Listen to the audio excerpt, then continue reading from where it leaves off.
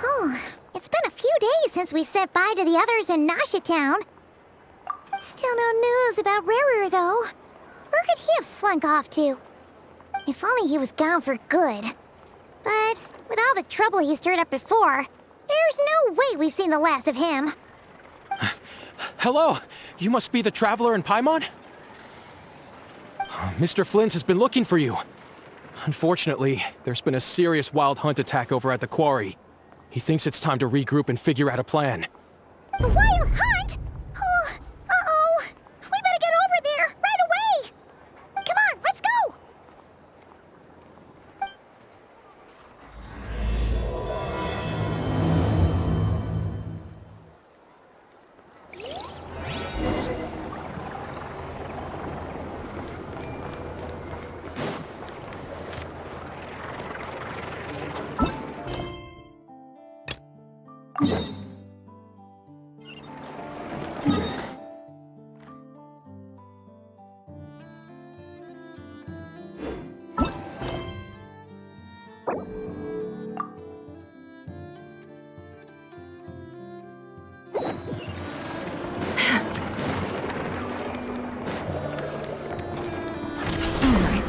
Time for a break. That's enough intel for now.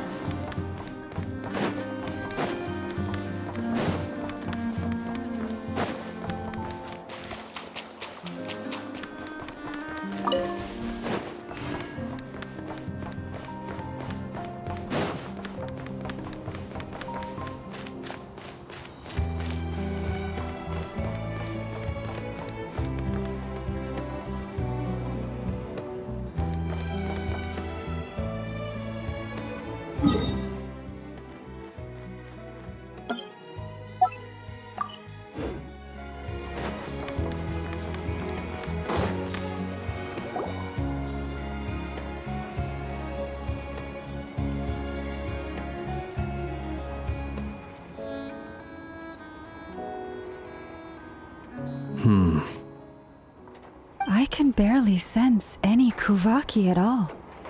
This whole area feels like a soulless husk.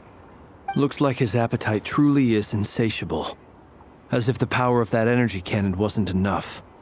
He's not seriously still getting stronger? What's his endgame here? Ah, everyone's here already. Hey, we made it. So, what's going on? We've all been on high alert since we split up a few days back, expecting Rarir to strike again. But it's like he just vanished into thin air. No one has seen him nor found any trace of his presence. That is, until this morning, when a ratnik found signs of wild hunt activity while out here on patrol. As you can see, the Crystonite itself is physically intact, but the Kuvaki it contained is all but completely diminished. And we're sure that Rarir did this. Who else? He's the only one who could pull off a stunt like this. Kuvaki loss has reached critical levels. Reikir of Solnari set to maximum threat level. Warning, unless de-escalation measures are taken soon, he will pose a threat beyond our ability to contain. The consequences could be catastrophic. Traveler, do you remember when we encountered Rarir just after regaining his body? There wasn't a shred of sanity left. Nothing but madness and rage. Yeah, didn't he shout out a bunch of names? Then he started raving about how nothing in this world mattered to him. Oh, Paimon gets chills just thinking about it. Oh, but the thought that he's still out there, lurking somewhere in Nod-Krai, waiting for his chance to strike? Oh, even chillier. Last time we fought, we were already at a disadvantage. If he has such overwhelming strength, why would he suddenly go into hiding? Yeah, if I were him and I wanted more Kuvaki, I'd just take it by force. No point staying in the shadows. Unless something went wrong. His whole resurrection thing didn't exactly go smoothly. The other thing is, how does someone who's completely lost their mind still have the wherewithal to cover their tracks so perfectly? Beats me. According to certain medical studies, insanity does not always entail a complete loss of rationality. It may be that he is simply living in a world of his own. That actually sounds about right. He was ranting away to himself the whole time, like he had zero interest in talking to us. There are many unanswered questions here. He could be right under our noses, and we'd still be in the dark. Besides his name and title, we know little about him. Certainly nothing about his past, or what he might be hoping to achieve. Exactly. And we wouldn't even know where to begin looking. Even Boss hadn't heard of the Rahir of Solnari before all this. I'd be willing to bet that even if we gathered together every scrap of intel in Nod-Krai, we still wouldn't find more than, like, 3 useful facts about him. So, if we do nothing, he'll just keep getting stronger. But if we want to investigate him, we have no idea where to look. Last time we had Marionette and her big robo-buddy to help us, and we still barely held our ground. If we had to face him alone... Oh, Paimon's head hurts just thinking about it. What are we supposed to do against a threat this big? Well, I do have a little hunch about his next move. Given that he attacked the quarry, I'd say it's likely he'll target other places rich in Kuvaki. Somewhere like the Eye of Krati, or the Pillar of Embla. One thing's for sure. If we just sit back and let him keep absorbing Kuvaki, we really won't stand a chance against him. A perfectly reasonable hypothesis. However, it is worth noting that these 2 locations are quite far apart. To investigate them both, we'll need to split up. I agree, we should split up. Right now, Rarir's goal seems to be gathering Kuvaki, not fighting us directly. Once we're done, let's regroup on Hisi Island. Wait, why Hisi Island? If I recall correctly, your largest goddess statue was carved from Kuvaki-rich ore, was it not?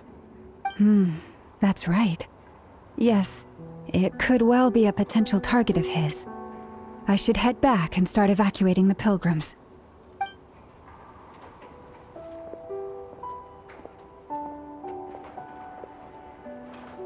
Splitting up's always gonna be risky. But I guess we don't have much choice, right? We're in a race against time here. And if we do run into Rarir? That's when you follow the 3rd rule of treasure hunting. Run like the wind. Didn't you say the 3rd rule was go with the flow? I don't know. Did I? Anyway, whatever.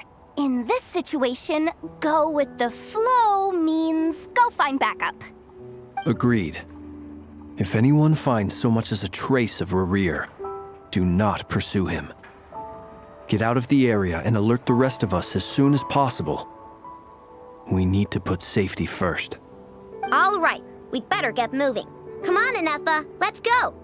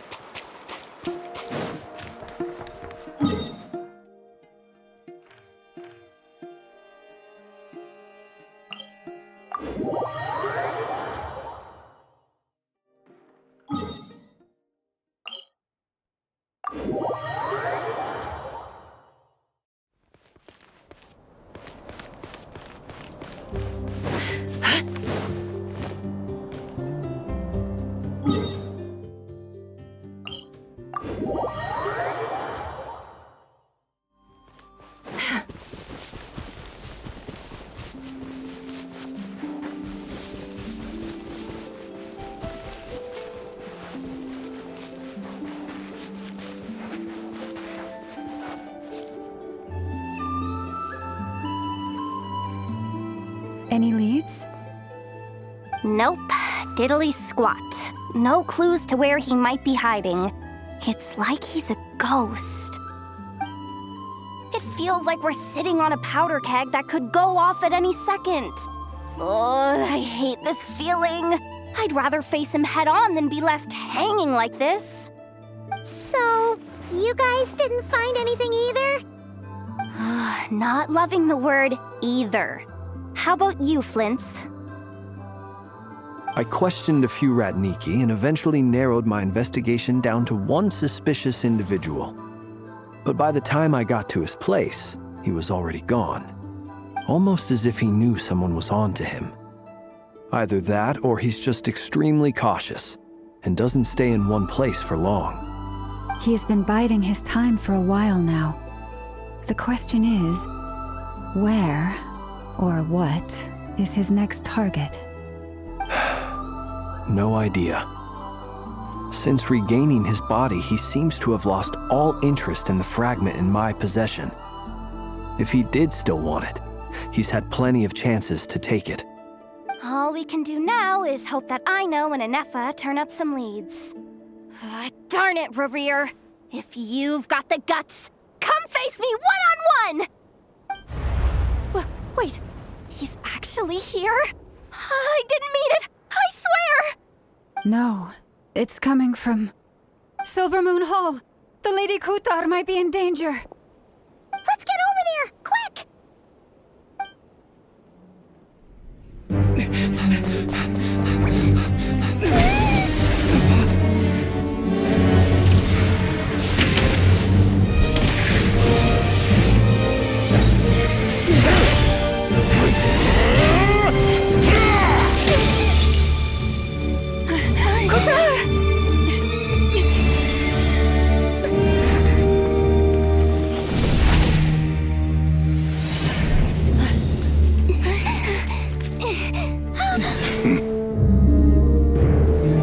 Why is he attacking the damsel elect? What's going on? No time for questions. Stop him!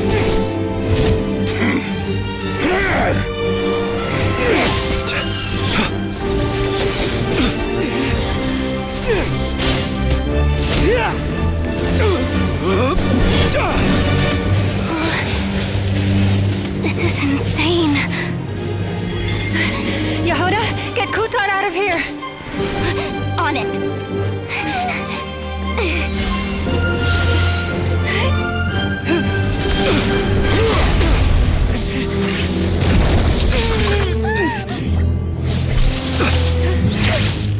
Look where your feeble light has gotten you. Now you shall plunge into darkness. Felindus, soon I will find a way. Watch out!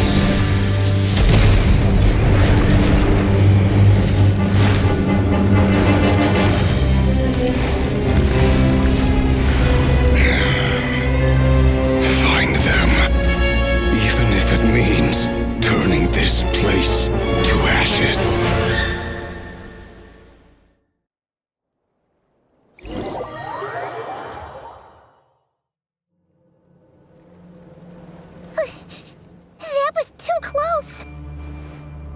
We barely made it out of there alive. What's that guy's deal? How'd he get so crazy strong? He's a threat to this entire nation. I doubt his strength could even be measured by conventional standards. have a question. When me and Anefa showed up, we saw him chasing after this lady like he wanted her dead. What was that all about? We weren't there for the whole thing either. They were already duking it out by the time we arrived. Yeah, we didn't see how it all started. It all escalated so quickly, we had no choice but to step in. Kutar, can you shed any light on the situation? Kutar. Cross-checking database. I see. So you're the one that the Frost Moon Scions refer to as the Moon Goddess? Wait, she's the Moon Goddess? Oh, no wonder she looks just like all those statues. There are many reasons why people might worship the moon, and just as many why they might despise it. I've never met that person before, but there was no mistaking his deep-seated hostility towards me. Why he holds me in such contempt, I cannot say. But since he hunts the power of the moon, it's no surprise that I am a target. Kutar. There are many potential motives. For instance, you help the traveler escape his grasp. This could be his way of taking revenge. It is also possible that he covets the Kuvaki inside you and seeks to take it for his own. The list goes on. But right now, devising a counter-strategy should be our #1 priority. The likelihood of this location being discovered is close to 100%. A counter-strategy? But we don't stand a chance against an enemy like this. Surely our only option is to run. He's not gonna chase us to the end of the world, right? So as long as we can sneak out of Nod-Krai undetected... No, I can't say that. Come on, Yehoda, this is serious stuff. You can't suggest we all just chicken out. Running is our only option. Huh? You seem surprised, but what other choice do we have? We are facing an enemy we cannot possibly defeat in battle. Well, I mean, yeah, but still. It's not too late. I can distract him, so you have plenty of time to make your escape. Wait, what? You're gonna act as bait? Doesn't that make sense? I'm the one he's after. There's no need for you to risk your necks on my behalf. A coyote doesn't stop for bypassers while it's howling at the moon. What is it, Loma? The Frost Moon Scions have already grown accustomed to life without their goddess. My presence here is no longer essential, and this is not my home, so you needn't ask me to stay. We can't just roll over and let him get away with this. That's not our style. Yeah, we can't just call it quits after everything we've been through together. Besides, she'd pretty much saved my life back there. If I just ditched her now, I'd never forgive myself. We can't overlook that you have saved our lives multiple times now. To talk of returning the favor would be a little crass for my liking. But suffice to say that we are friends, and friends look out for one another. River's true objective remains unclear. Even if we were to sacrifice Miss Kutar, there's no guarantee he would stop. But...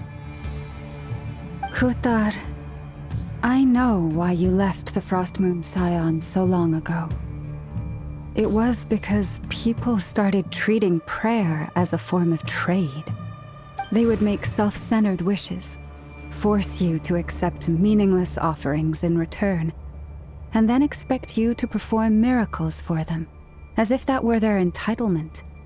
If it were me, I might have walked away too.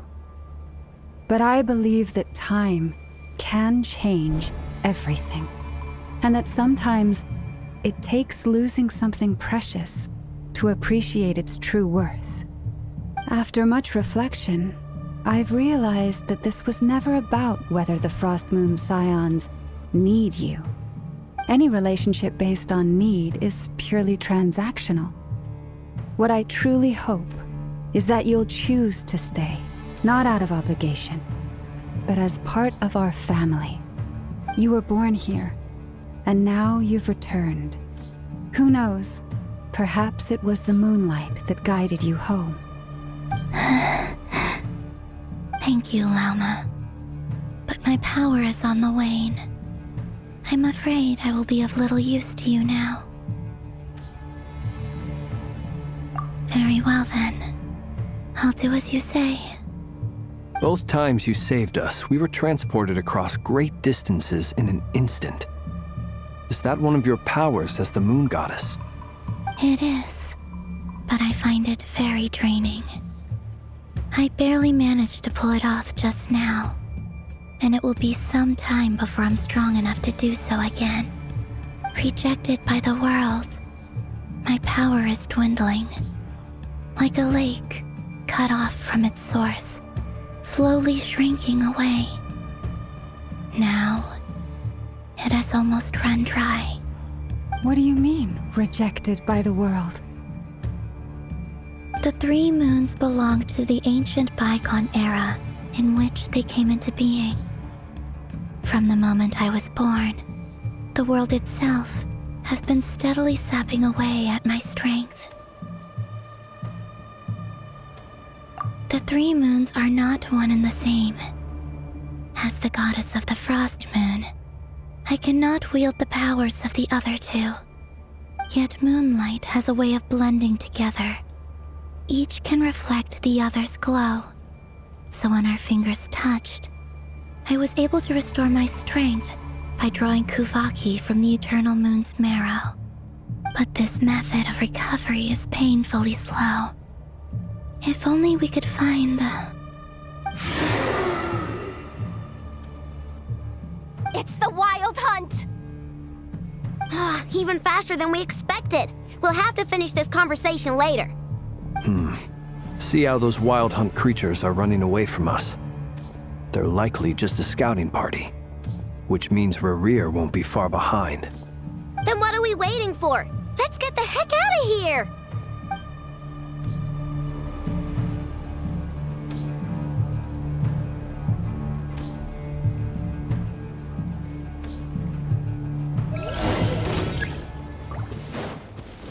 Leave this place.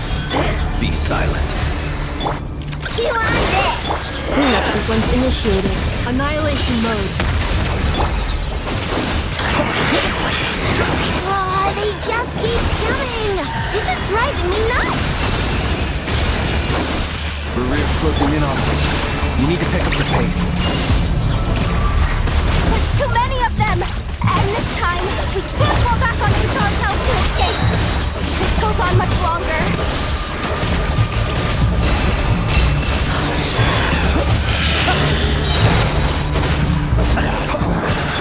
Paris, protect us.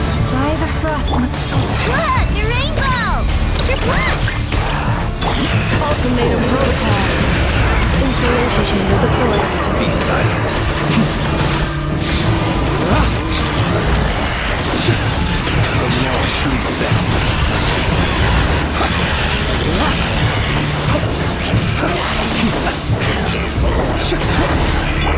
Being done! Weather bomb!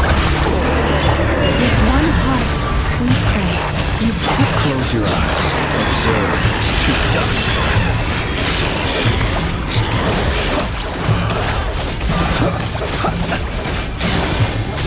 The night cometh.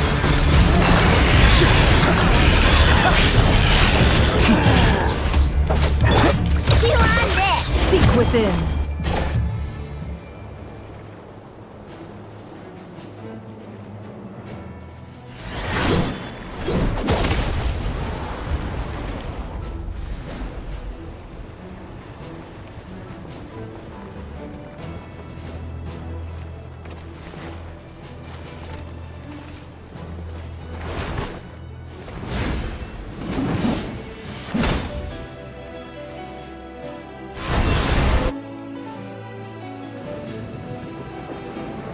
What's the matter? Bit off more than you could chew? Hold up! Who are you? Uncle Varka! You're back from Amsvartnir? Whoa! You're Varka? Grand Master of the Knights of Favonius? We could save the intros for later. Right now, let's get you all out of this hellhole. Follow me. I know somewhere you'll be safe. Oh, is that where I think it is? That's the one. Come on, move! There's no time to waste.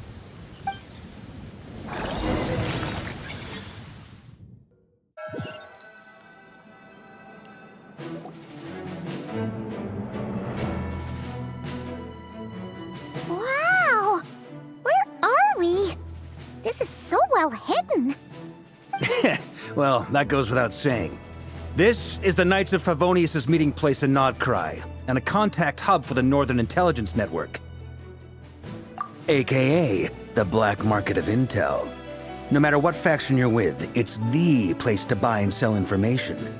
Their headquarters are in Nod-Krai, but they've got contacts in every nation. As an expeditionary force on foreign soil, working with them has offered us the most effective way of getting our hands on reliable local intel. This is where we meet, so naturally, it's secure. Anyway, where were we? Folks from Nod-Krai should be pretty familiar with me by now, but I believe this is the first time we've met. Allow me to introduce myself. I am Varka, Knight of Boreas, and Grand Master of the Knights of Favonius. We've heard all about you. This meeting's been a long time coming. You look way younger than Paimon expected, but you definitely have that Grand Master vibe. Well, I'm no spring chicken. Just not showing my age yet. Definitely feeling some of that back pain today, though. Rushed back from Amsfartnir without a wink of sleep, only to get right into another fight with that freshly revived maniac. Another? You mean you fought him before? Yep. He wasn't nearly as strong back then, but he was still a formidable foe. I brought some of the knights along to give him a little surprise, but he saw us coming from a mile off.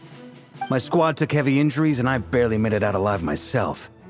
We knew it might have been our last chance, so we staked everything on it. But still, it wasn't enough to stop him. I tried tracking him down afterwards, but he didn't leave a trace. Even in his unhinged mental state, he's as cautious as any trained operative. So, I decided to come find you. And as luck would have it, turned up to find you being ambushed by the Wild Hunt. The rest, you already know. Is that why he's been frantically absorbing Kuvaki these past few days? Because he sees you as a threat? Maybe I'm part of the equation, but even if I weren't, I'm sure he'd still be gathering power. He's clearly working up towards something. Note to self, Uncle Varka's strength rating officially upgraded. Guess it's my turn to ask questions now. So, what exactly has been happening in Nod-Krai? Why is the Wild Hunt returned in humanoid form? And why is it after you? That's a long story, but I'll try to make it quick.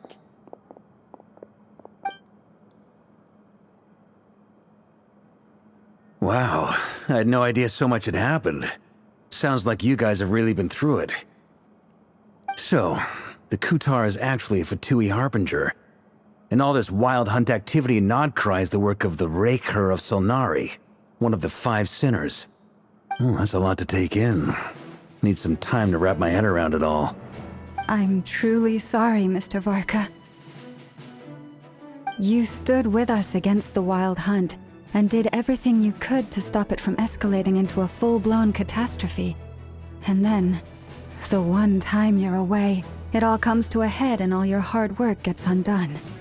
You've got nothing to apologize for, Miss Moonchanter. You can plan 100 steps ahead and still slip up. That's just life. No one knows what tomorrow holds. You can't predict which way the wind will blow next. And, to be perfectly honest, I can't say I'm surprised. For all the times we've defeated the Wild Hunt in the past, we've never been able to completely wipe it out. Turns out, we were just delaying the inevitable. But now that a new variable has come into play, fate may well take a different course. A new variable? You mean us? Who else?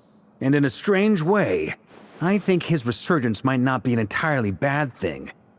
The Wild Hunt is like an unrelenting force of nature, but Rerir is an individual with an agenda. He's gotta have a weak spot somewhere. That said, while I was explaining everything just now, some of the points that Mr. Flint's added caught my attention. You mean about our mystery ally? That's right. From what you've said, not only did they lead you straight to some key files, they also shielded Hisi Island from a lethal Kuvaki blast. I don't know who or what could pull something like that off. Heck, even Miss Columbina doesn't have a clue. I hadn't heard the story about those files. Would you mind repeating their titles for me? Wild Hunt Phenomena Log, a Nod-Krai and Ratnik's Field Journal, and Kuvaki Survey Log. Oh. No. Still doesn't ring a bell. Another dead end. Guess all we can do now is hope that our mystery ally keeps showing up when we most need them. Still, it's safest to assume they won't be intervening again. From here on out, we'll have to resolve this crisis by ourselves. Your intel also explains something else I've been wondering about. The reason I led my team to Amsfarnir was because we'd had reports about a possible source of the Wild Hunt showing up there.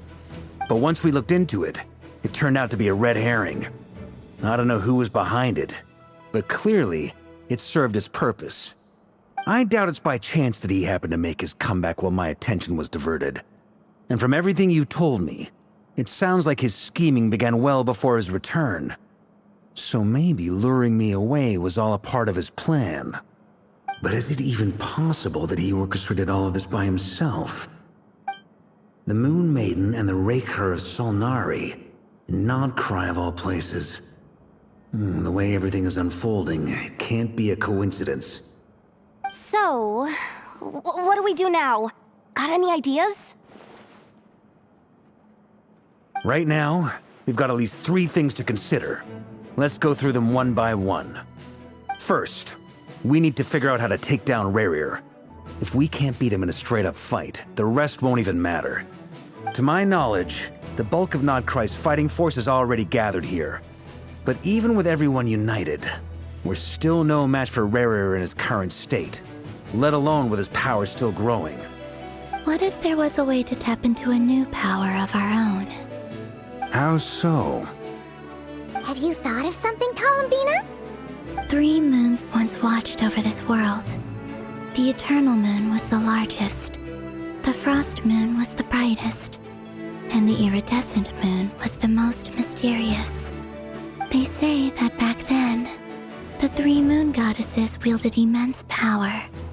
Enough to shape the workings of the world itself. I now bear the Frost Moon's power, and the Eternal Moon's marrow resides within the Traveler. Hold on. Are you suggesting? The iridescent moon, the last piece in the puzzle. That's right. If we can find the Iridescent Moon's marrow, I will be able to regain my strength much more quickly. The 3 moons are said to stir the tides and illuminate all things. Perhaps they hold further secrets beyond our understanding. According to my analysis, the solution is feasible. However, it is subject to one major condition. How do we locate the Iridescent Moon's marrow? I know a way, but we will need to visit the Fatui's Experimental Design Bureau. The Experimental Design Bureau? Are you saying we need to involve Marionette? Yes. I must speak with Sandrone. It's a long way from here to the Experimental Design Bureau. There's a high chance you'll be spotted. You shouldn't go alone.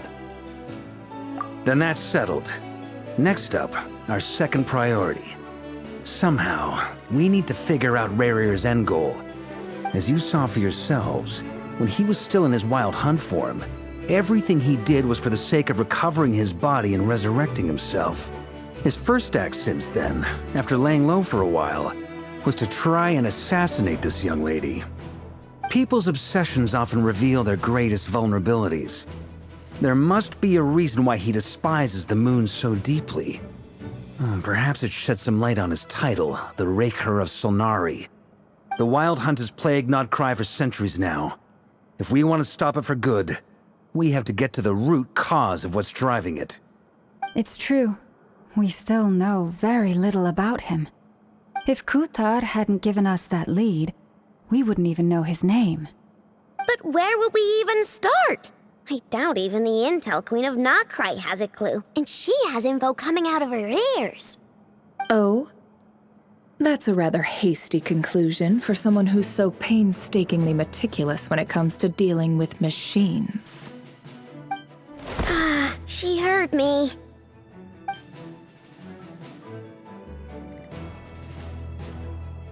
Boss!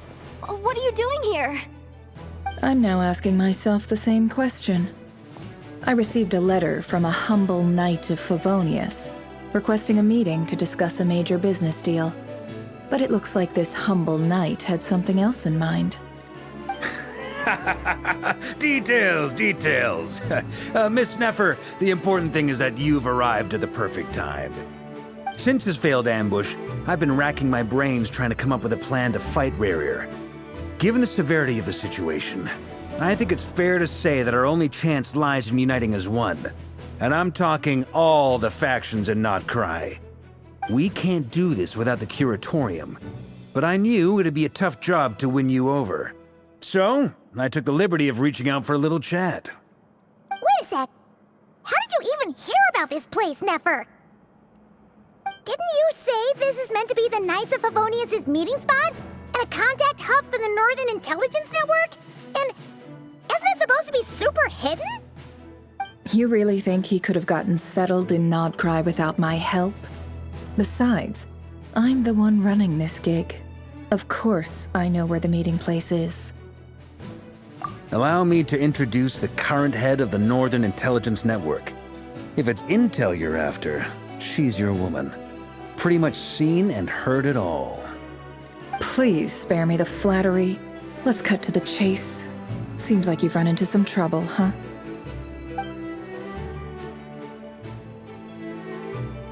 Well, this certainly qualifies as an unforeseen crisis.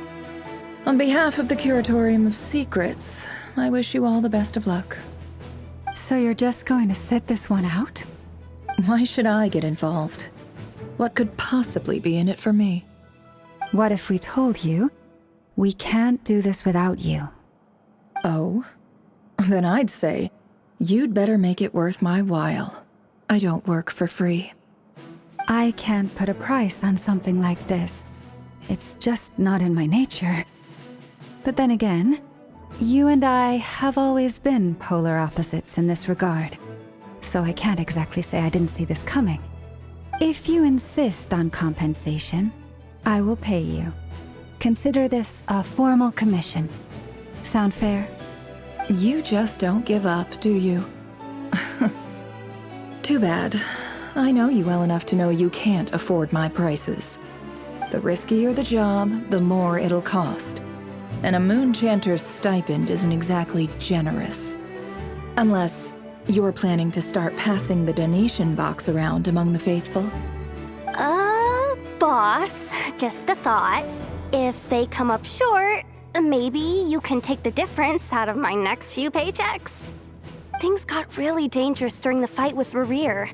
If this girl hadn't saved me, I'd be ley line fodder by now. I'd be gone for good, boss. If there's any way we can make this work, I'd really like to help her. Please? I'm begging you. This is why I'm always telling you never accept favors. They are the hardest debts to repay. You have to be careful who you get involved with, or you invite all kinds of misfortune. Very well, Yehoda, I will help. But just this once. Don't count on this happening again. Flynn's, that fragment that Rerir was after, do you still have it on you? Of course. Let me borrow it.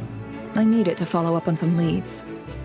Wait, you actually have some leads? Shh. This is top secret information.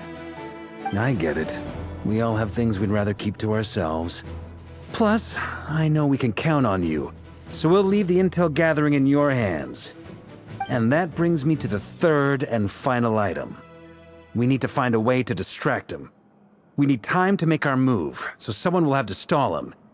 I'm in for this part, no matter what. Anyone coming with? Count me in too. Come off it, you two. Quit playing heroes. I'm way ahead of you here. Nefa did a scan of the Moon Goddess's Kuvaki signature, and we're gonna use it to make some decoys over at the Kramkake craft shop. Anyone who's in, follow me.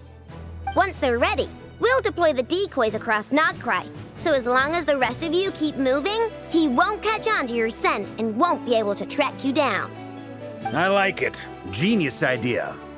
No biggie. All right then, we'll split into 3 teams. Once your team has finished their mission, return here and wait for the others. Dismissed!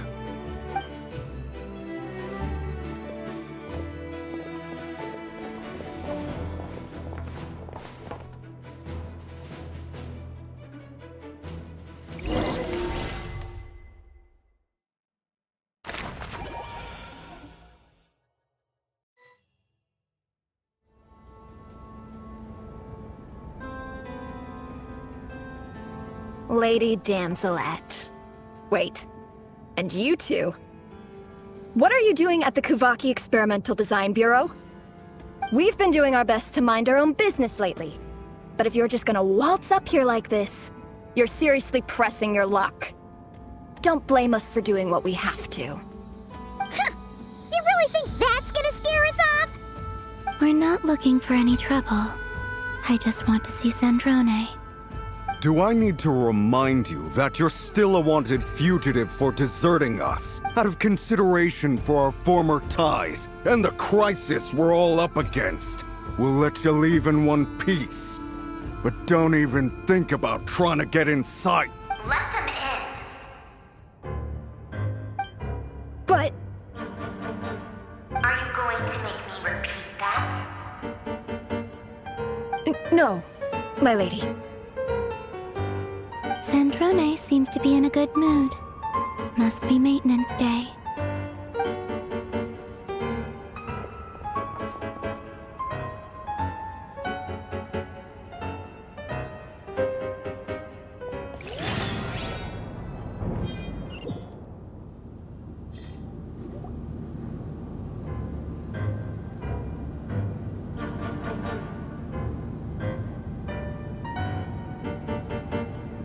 So tell me, to what do I owe the honor this time? Actually, before you answer that, just so we're clear, we're not colleagues anymore, Columbina. I don't owe you anything. I promise it's nothing big. It seems like you've gotten the wrong idea here. The only reason I let you in was because I was bored. It seemed like a way to kill some time and satisfy my own curiosity. Whatever miscalculations I may or may not have made in the past, I haven't lost the plot enough to even consider sticking my neck out for your sakes. I'd like to speak with Arlecchino. What? Huh? You mean the knave? I'd like to speak with Arlecchino. Is she in Nod-Krai? No, she's not. Once the work on this facility was completed, she went back with the Rooster and Regrator. The only ones in Nod-Krai are me and... What is it you need to speak to her about anyway? Rerir is hunting me. If I'm going to face him, I must first retrieve the lost moon.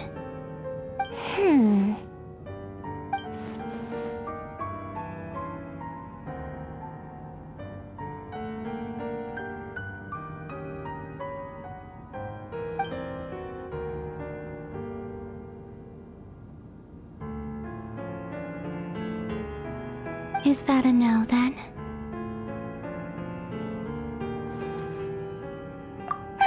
As if I need reminding.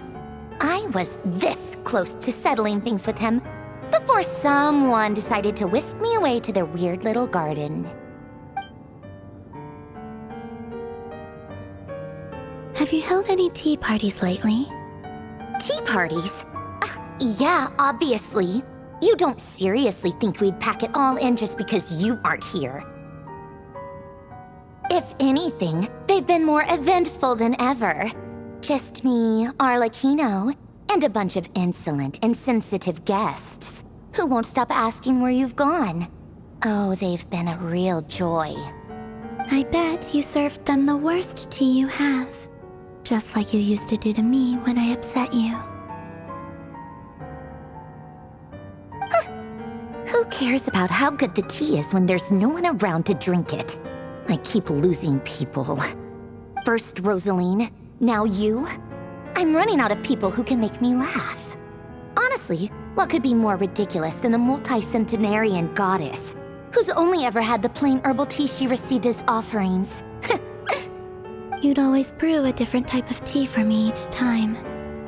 Was it really just to see how I'd react?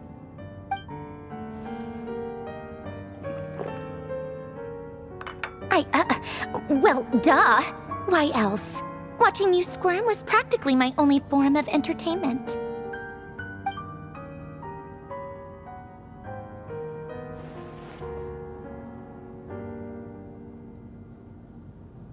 Oh, yeah. And Capitano sometimes used to bring Tartaglia around, too. But I guess we won't be seeing him again.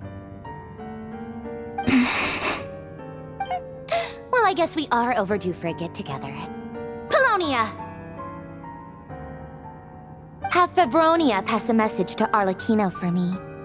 It's time for tea. Will suffice.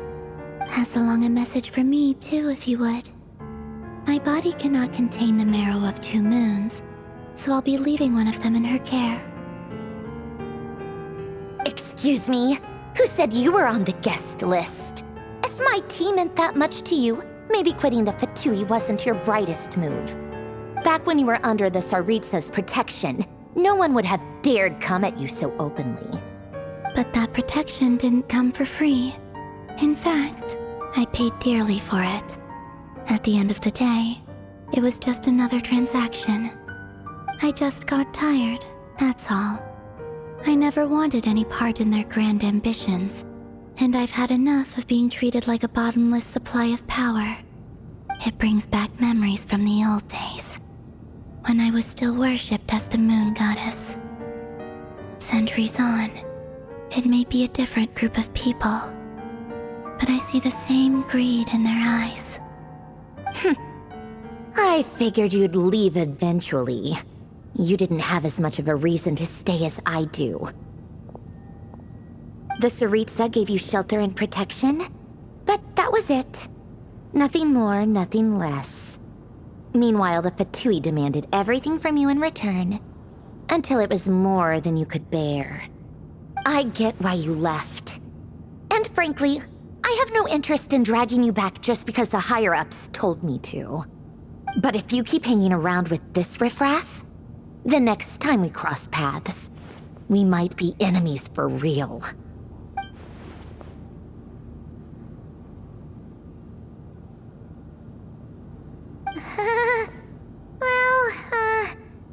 Guess that's our cue to leave. That might be your plan. But it sounds like someone else wants you to stay a little longer. Huh? What do you mean? Listen.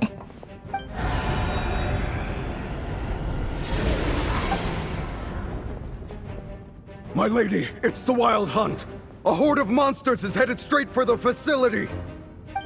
Another uninvited guest trying to crash my tea party. Clear the area! I'll handle this.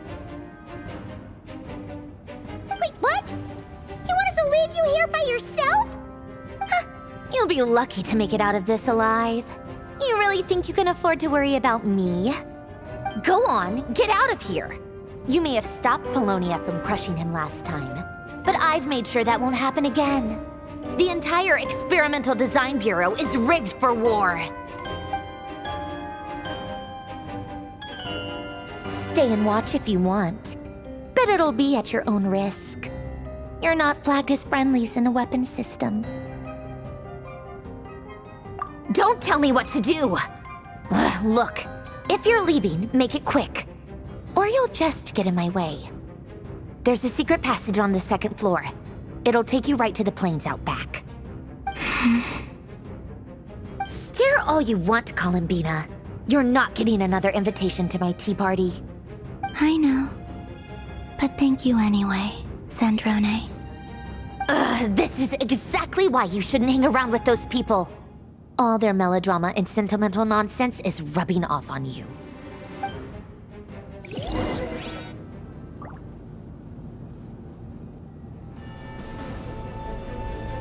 Come on then, Mr. Ray here. Let's pick up where we left off. It's your wild hunt monstrosities versus my beautiful creations. Let's see who comes out on top.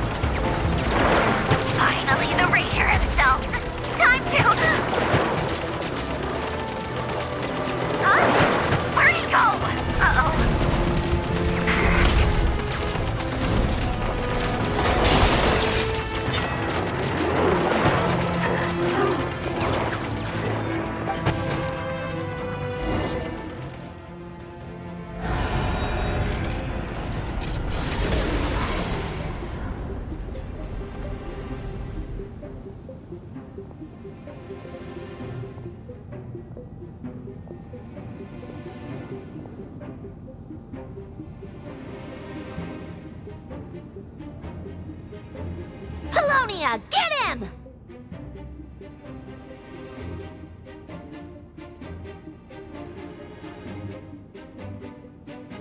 I've upgraded Colonia again since our last encounter, and uploaded every last scrap of your data.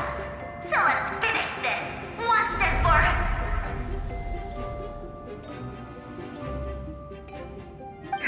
She's not here. Where did she go? Hey! Over here, you big... Curse moon. Go. Keep searching. She cannot have gotten far.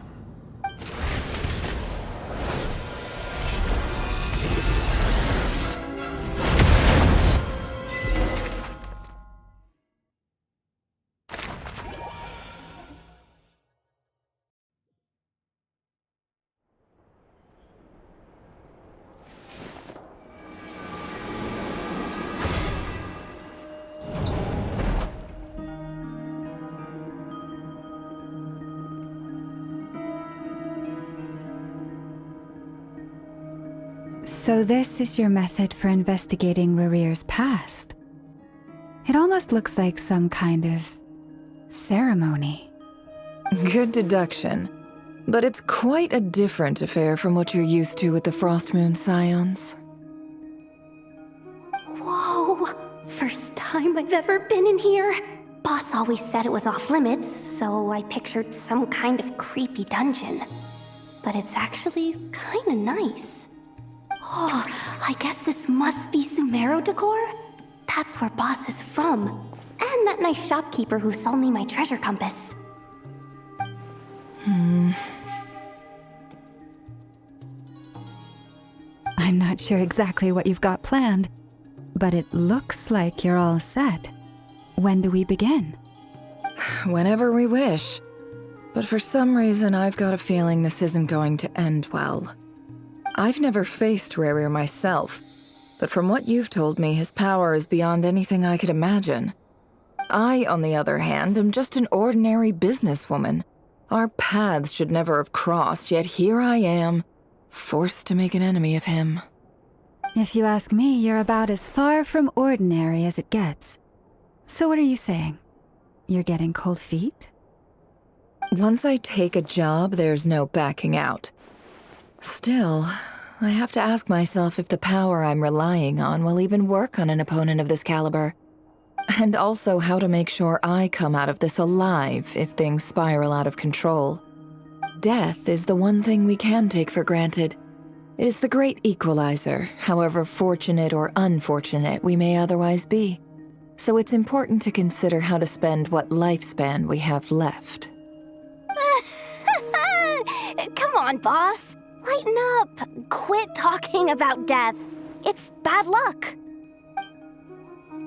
For once, I agree with you. When you're up against a foe like Rarir, there's no such thing as being too prepared. Is there anything I can do to help? That won't be necessary. I've already made up my mind. Time to cash in a precious favor I've been saving for a rainy day. Yehoda, I need you to find someone for me. The sooner the better. Find who? That shady merchant who sold you an overpriced treasure compass the other day. Come on, boss. You're pulling my leg again. In what way is she shady? She showed up when I was completely lost and sold me a neat little gadget that was exactly what I needed. Trust me, she's a good person. Anyway, I know who you're talking about. Don't go anywhere. I'll be right back.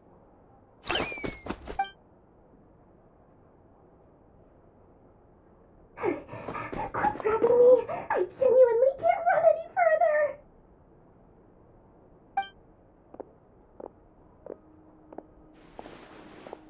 Hey, aren't you? What is it? What's the big rush? You dragged me out of a dream where I was literally swimming in Mora. I'm charging double my usual attendance fee. See, look how easygoing she is. After that rude awakening, she could have completely snapped at us. But instead, she kept it together and just asked for an extra fee.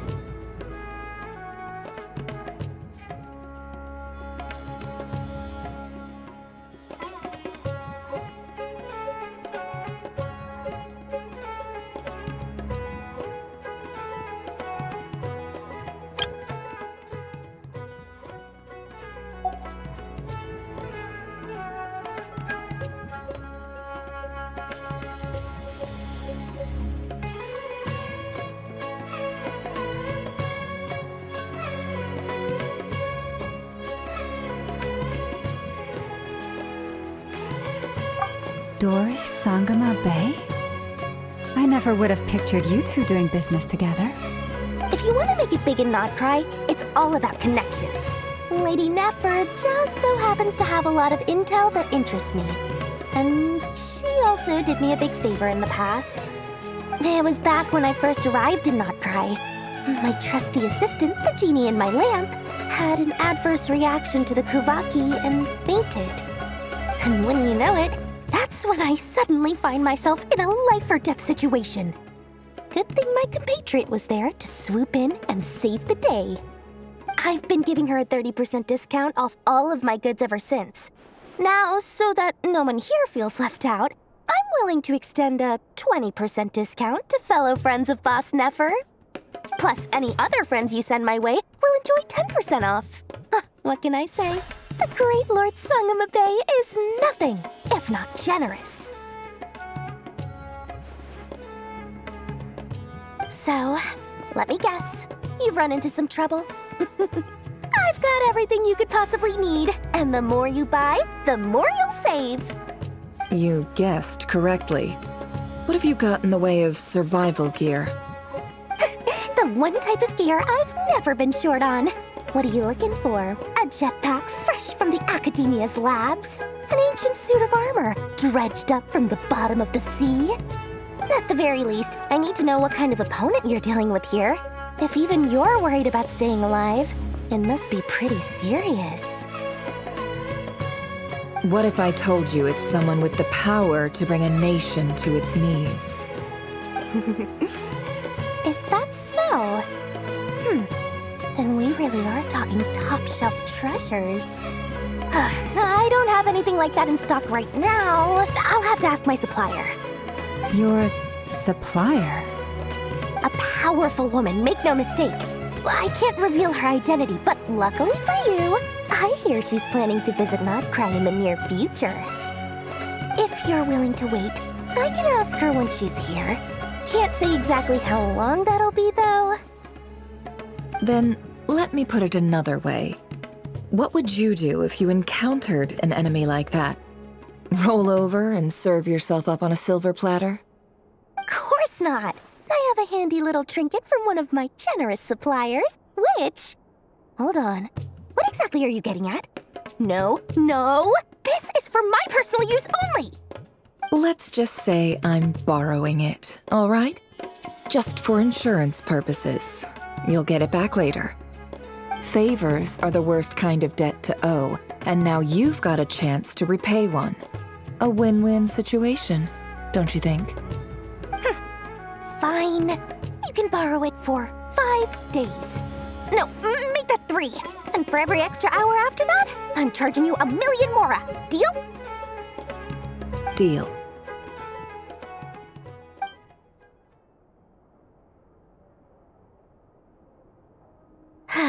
What a way to start the day. Now, was there anything else you wanted? Or can I go back to bed now?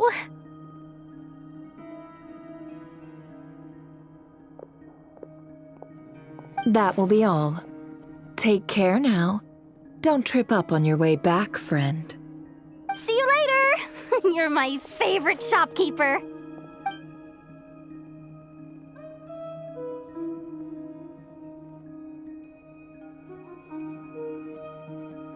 Excellent. Everything is well and truly ready. The ceremony can now begin.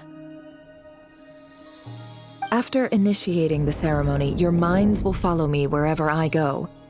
You will see many strange things in your mind's eye.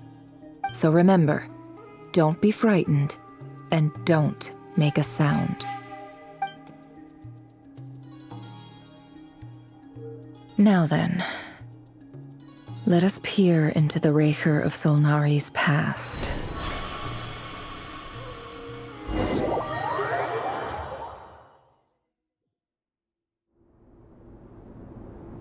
I made it. I don't recognize this style of architecture. Must be Conrian. Simple furnishings, table and chairs. It's a more ordinary house than I might have expected. Looks like the fearsome Raker of Solnari came from surprisingly humble beginnings. Unless this passed for luxury in Conria.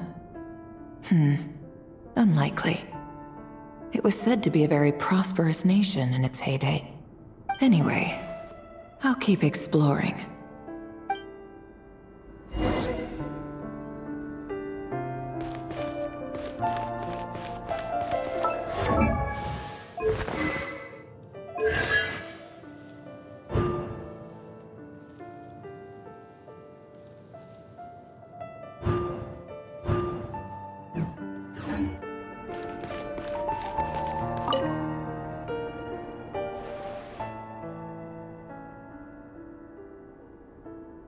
Hi, Rivier. Since you're working extra hours tonight, I thought I'd keep myself busy by checking out that new kebab shop. I've heard good things about their menu. I'll test it out, and if it's as good as everyone's saying, let's go back together sometime. P.S. New stash from the Universitas Magistrorum. I brought some goodies home. A few teacups and a pin rack. Hope you like them. They didn't sign their name, but they must have been close. Sounds like they were living together.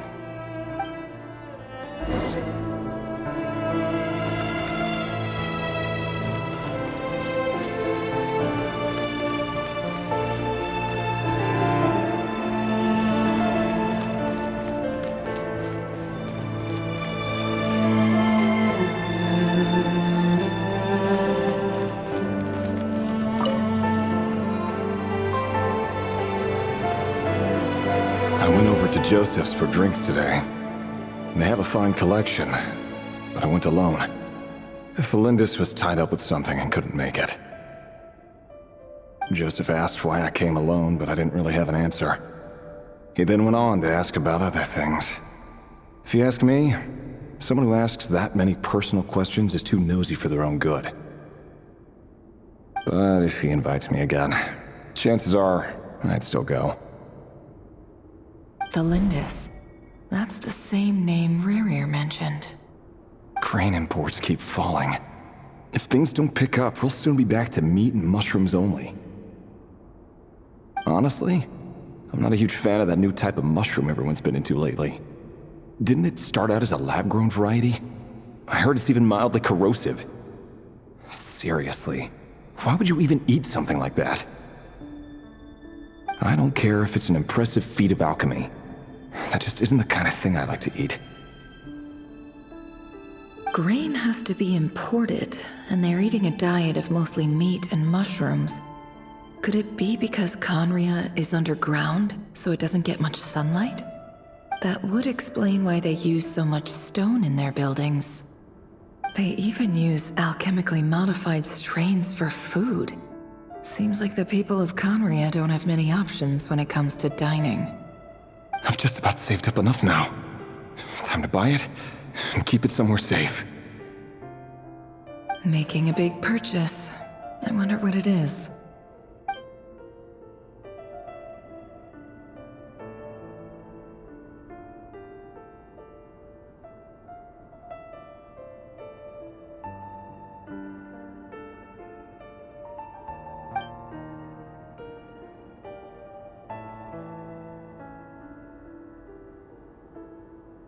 He really is a professional.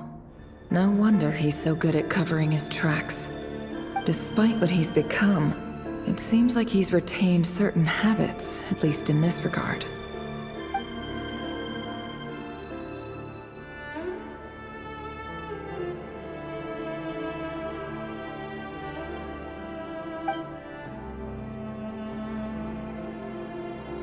Did Rary rip it out himself?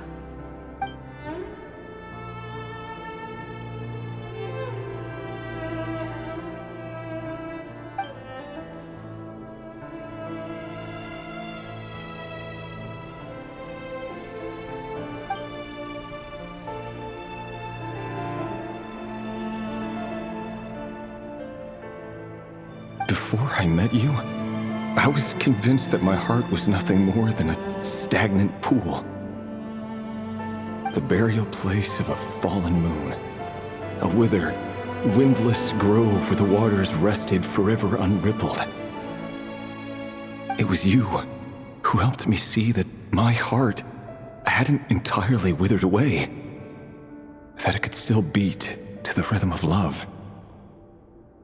This is just trivial sentimentality from the looks of it. Why would he go to the trouble of hiding that? The burial place of a fallen moon.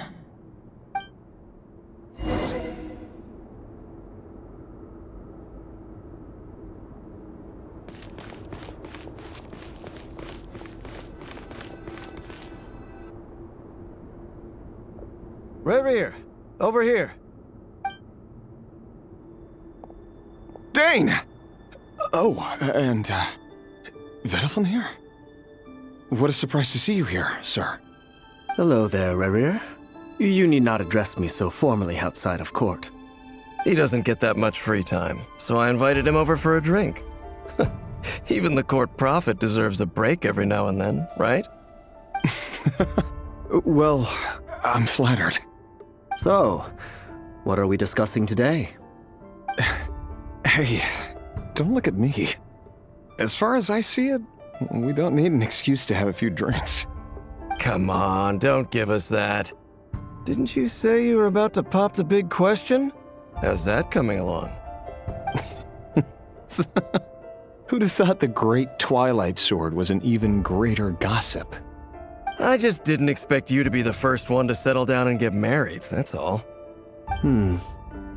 Yeah. If you told me that a few years ago, I wouldn't have believed you either. So, are you planning to come clean about your job then? I'm guessing you still haven't told her. Sure, I'll have to tell her at some point. But I'll need to pick the right time and place. To be honest, I have no idea how she'll take it. Come on, stop being such a pessimist. For all you know, she could be thrilled. I bet she'll be much more impressed by your actual job than the one she thinks you're doing now.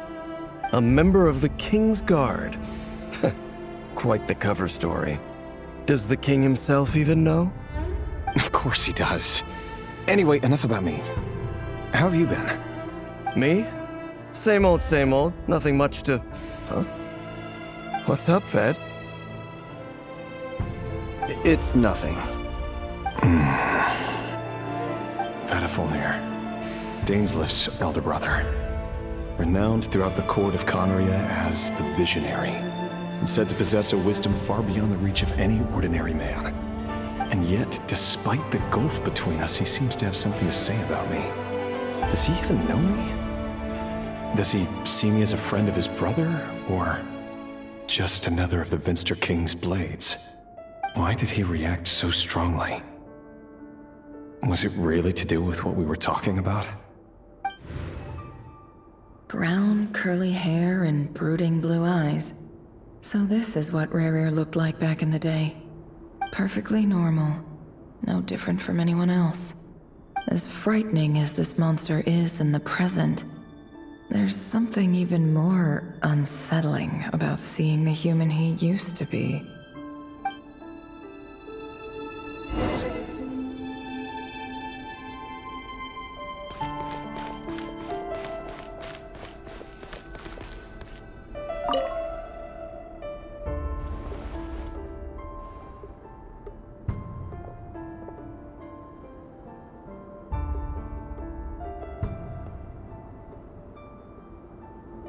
Felindis? You're back early? Our equipment's being serviced today, so I got off earlier than usual. How's your day been? Aw, why the long face? Is something the matter? Has your boss been giving you a hard time again? Went for a drink with Dane and the others after work. Isn't that a good thing?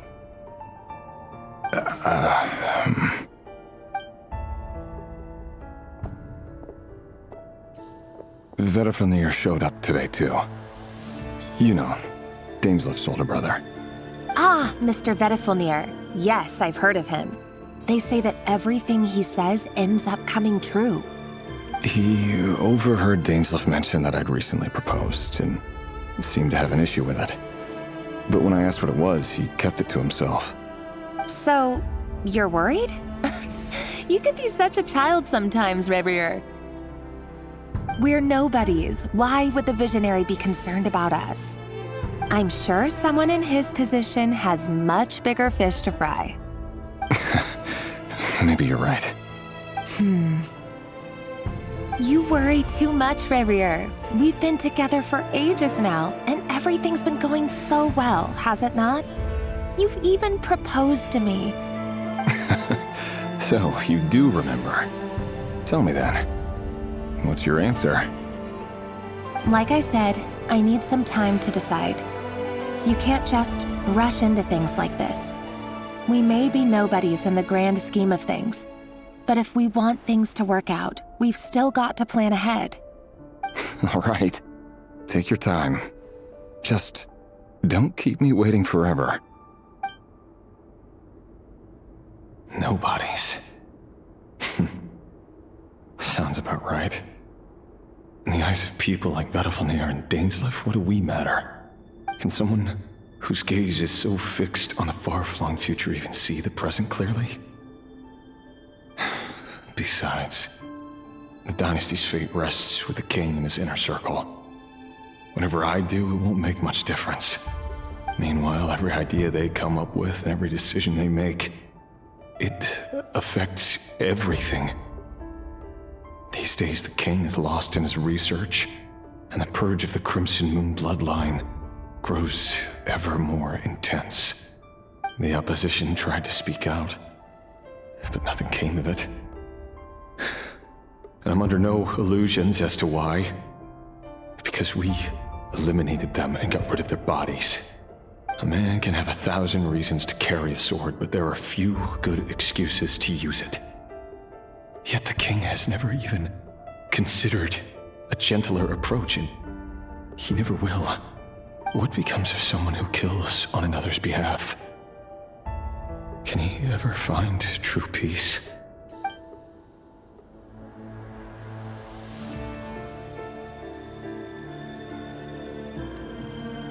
Thelindis?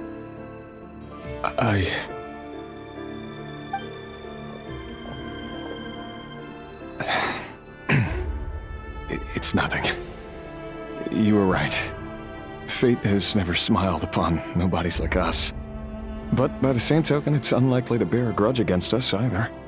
There's no reason we can't keep living happily together, cherishing the simple joys of each day as they come. See? You just need to stay positive, Revier. I can feel your warmth, your breath. You're right there, right by my side. Just seeing you makes me happy in a way I can't explain. And that's something that no one could ever take away from me. So smile, my love. Let go of that frown. You're right, Thelindis. I've just been overthinking things. That's better. Getting caught up about things like this will only ruin our evening. Speaking of which, all set for the ball tonight?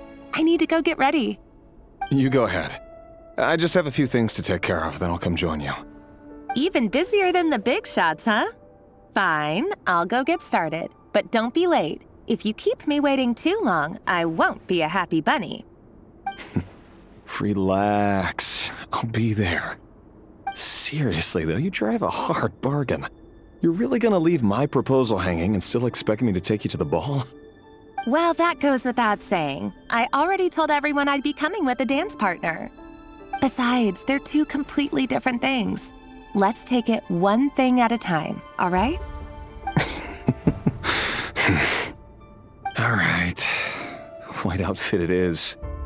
It seems like Rerir was deliberately hiding his ties to the intelligence services. by giving the impression that he was just an ordinary member of the Finster King's Guard. He clearly doesn't want his would-be fiancée to know about his other life. Then again, that's hardly surprising. People in the intelligence trade rarely do. Who'd have thought we were in the same line of work? Let's dig a little deeper.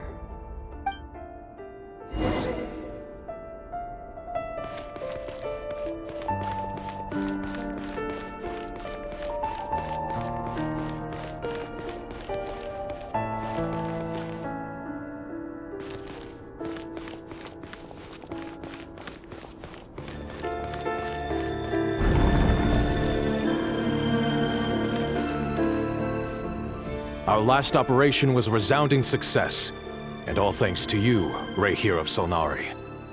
In total, we apprehended 32 dregs of the Crimson Moon, and 67 accomplices. After all these years since the dynasty's fall, so many of them still linger on. Indeed, it cannot be denied. Yet it was destiny that the Crimson Moon should be overcome by the eclipse, and that His Majesty, the all-seeing Finster King, now guides our nation on the path to prosperity. Khaenri'ah has no further need for a dead moon. But alas, there will always be those who refuse to see the truth, choosing instead to romanticize the past. That's not entirely true. Much about the Crimson Moon era was worthy of remembrance, and that's exactly why they keep trying to see it restored. Many of its secrets remain unsolved to this day. As it happens, that's precisely the field of study my partner is devoted to. You still haven't told her what you really do for a living. Where would I even start? How do you tell someone that you're one of the king's hand-picked executioners? That your hands are steeped in blood? You didn't choose this life, any more than I did. Orphans like us don't get a say. But I'll sure as heck be the one to pay for it. Speaking of which, we need to be more rigorous in the way we identify direct descendants of the Crimson Moon. Someone, it seems, has strong opinions about my future plans. Most likely my marriage in particular. I have a feeling that we may soon become targets of the Crimson Moon's retribution. Your concerns are not unfounded. They've taken out many of our colleagues these past few years, and for that very reason. These are no helpless lambs we're leading to the slaughter. They're wolves in sheep's clothing. Take care, Rahier of Solnari. I look forward to toasting you at your wedding. Thanks, Thorkel. You look after yourself, too.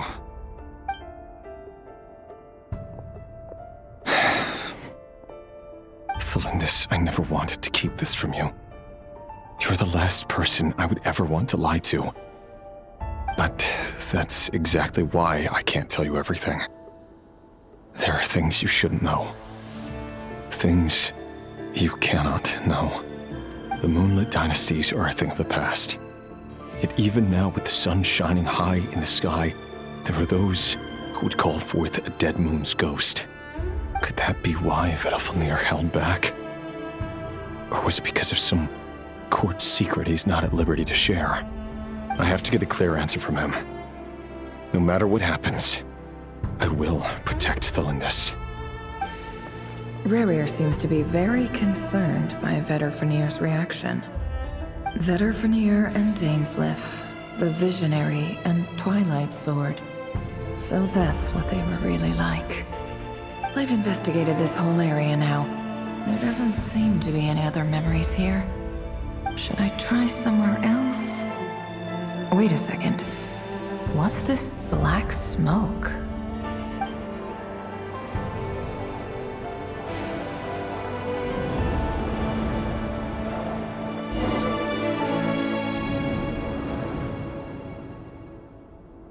So, he's late after all. Just you wait, Rahier. You're in for it. Big time. Are you waiting for someone, ma'am? Could I tempt you into buying some flowers? Oh, sure. Pick me out a pretty bunch if you would. Thank you. But I'm afraid none of them are as pretty as you. For someone so young, you sure have a way with words, don't you? I'm only telling the truth. Look me in the eyes. You'll see I'm not lying. May we have a word in private?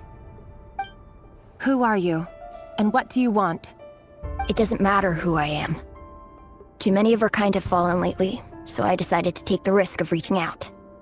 Not long ago, the Ray here of Solnari led an assault on one of our strongholds.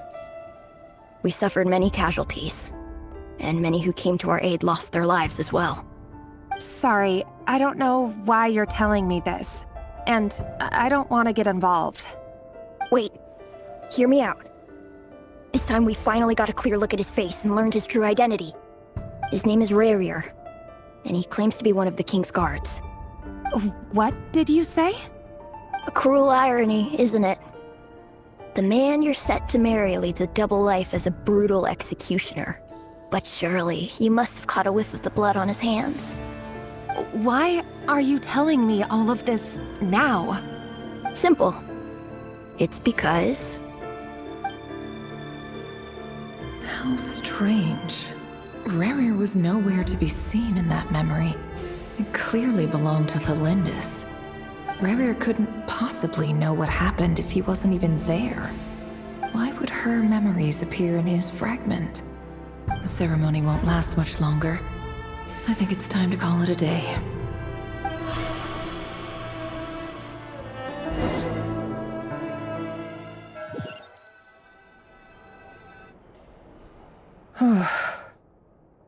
So that was your doing?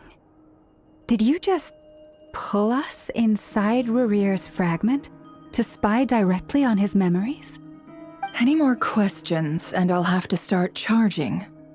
I had no idea you could do that, boss! Seriously, that was amazing! We're not worthy. We're not worthy! I gotta admit, though, I'm itching to see what happens next. Feels like we barely scratched the surface. I'm just as curious as you are, but the ceremony only allows for limited time inside. That's all we can see for now. Luckily, we managed to learn quite a lot. So far, so good. I just hope the others are doing okay too. Especially the group with the Traveler. Their mission is a risky one. Let's hope it's all going smoothly. If you're worried about them, go see how they're doing. If I know Boss, she's gonna need some time to write up all the details and make sure it's all coherent. I'll stay behind to lend a hand, but feel free to head back and meet up with the others.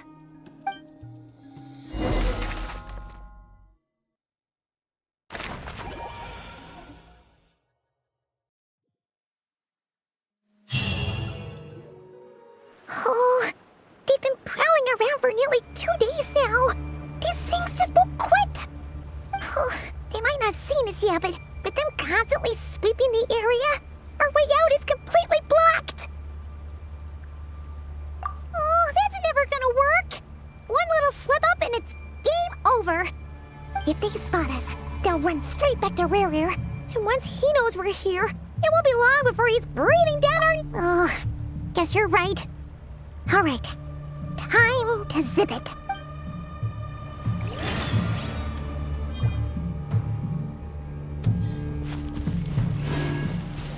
Quick, hide! We almost got spotted! Phew, that was a close call.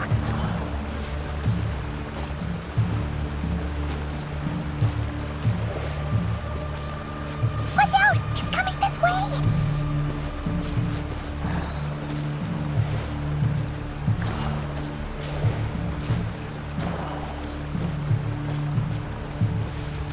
Keep going. We're nearly there. This is the final hurdle.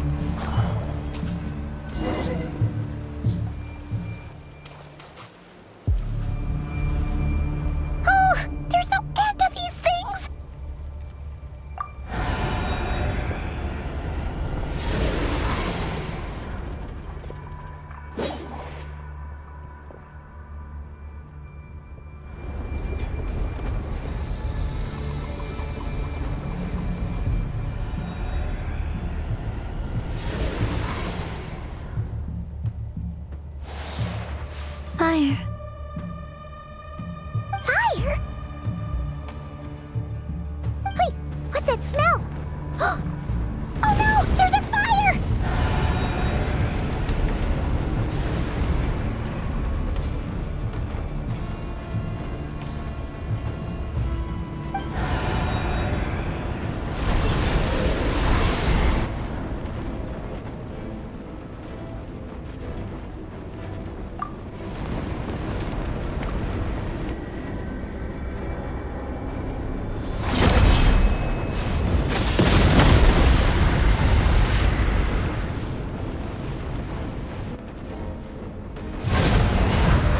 Sandrone was right.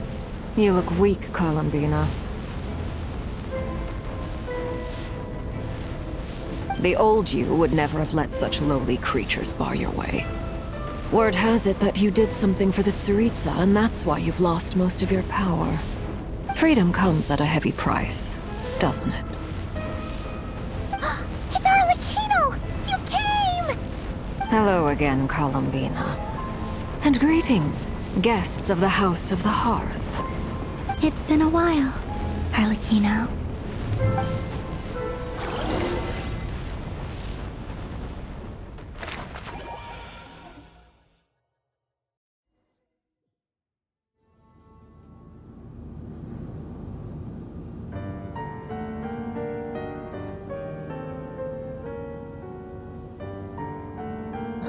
Stupid right here of stupid Solnari. Ugh, whatever. I've got all the data I need. Next time we meet, you're finished.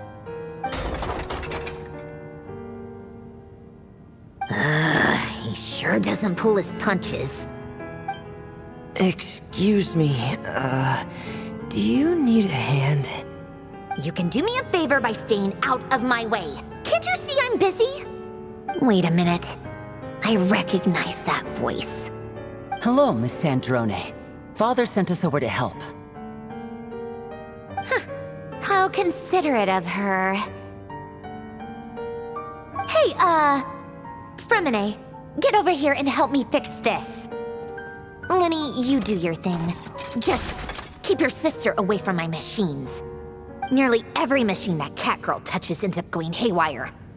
Go put her on cleaning duty or something.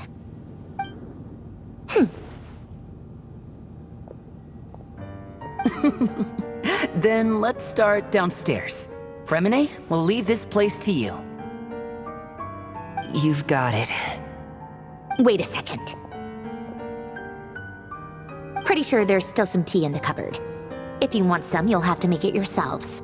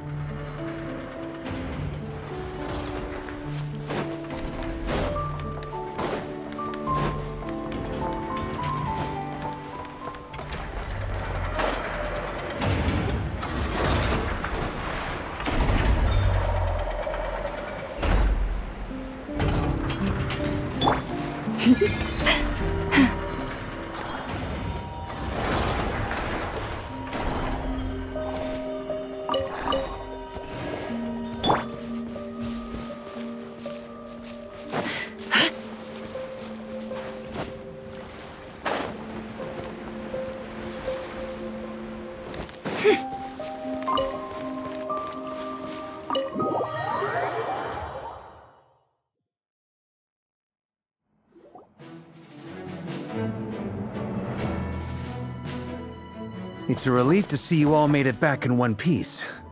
Huh? Feels like there's quite a few people missing. Where's Flint's and the others?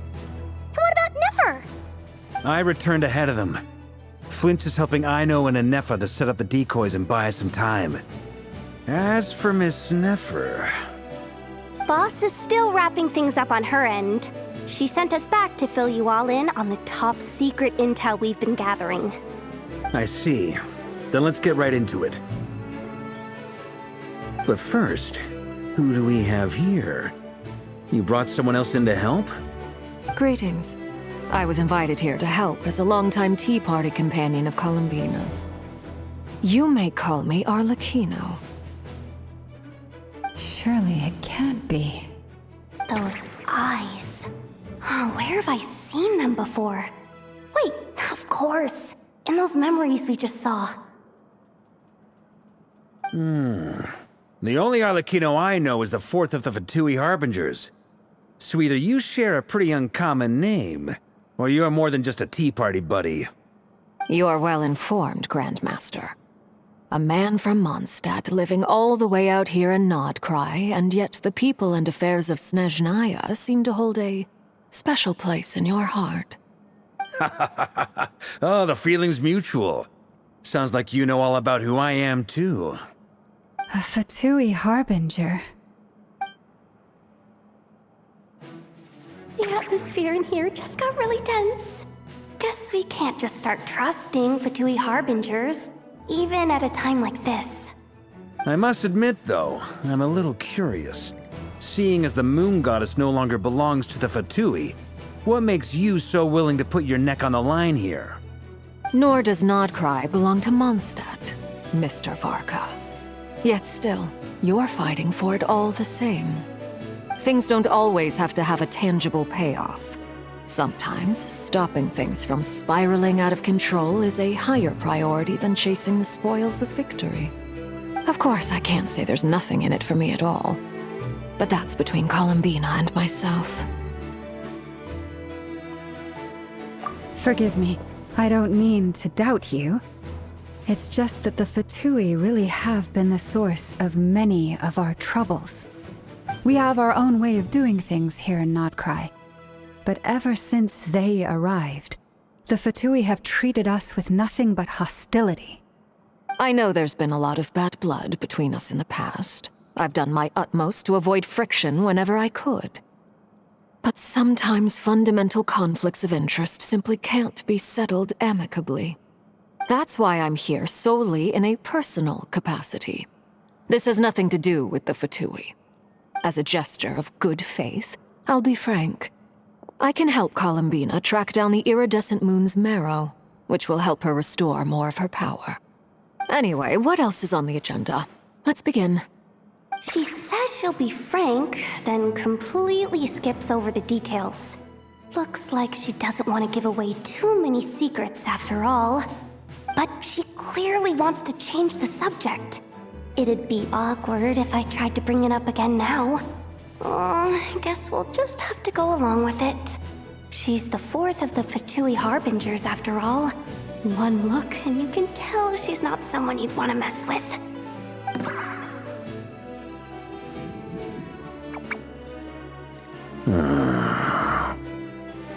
Well, since Miss Arlecchino sounds confident in her ability to handle that, we'll proceed to the next topic.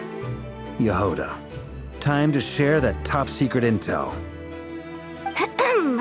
Alright, listen up everyone.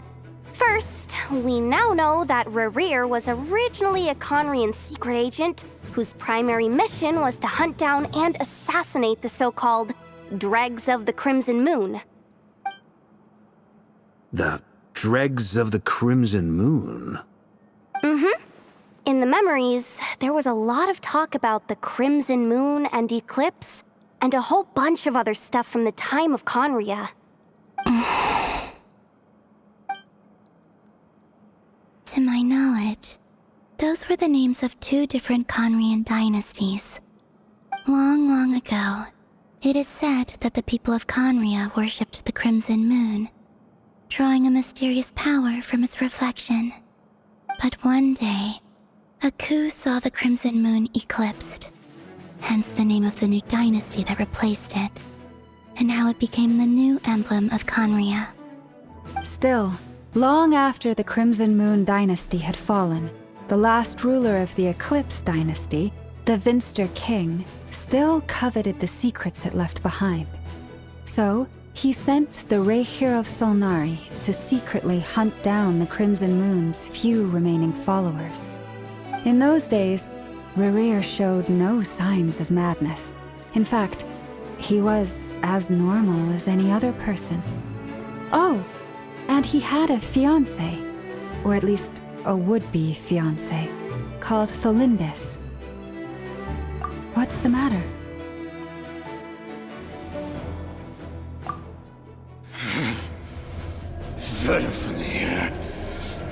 Daughter!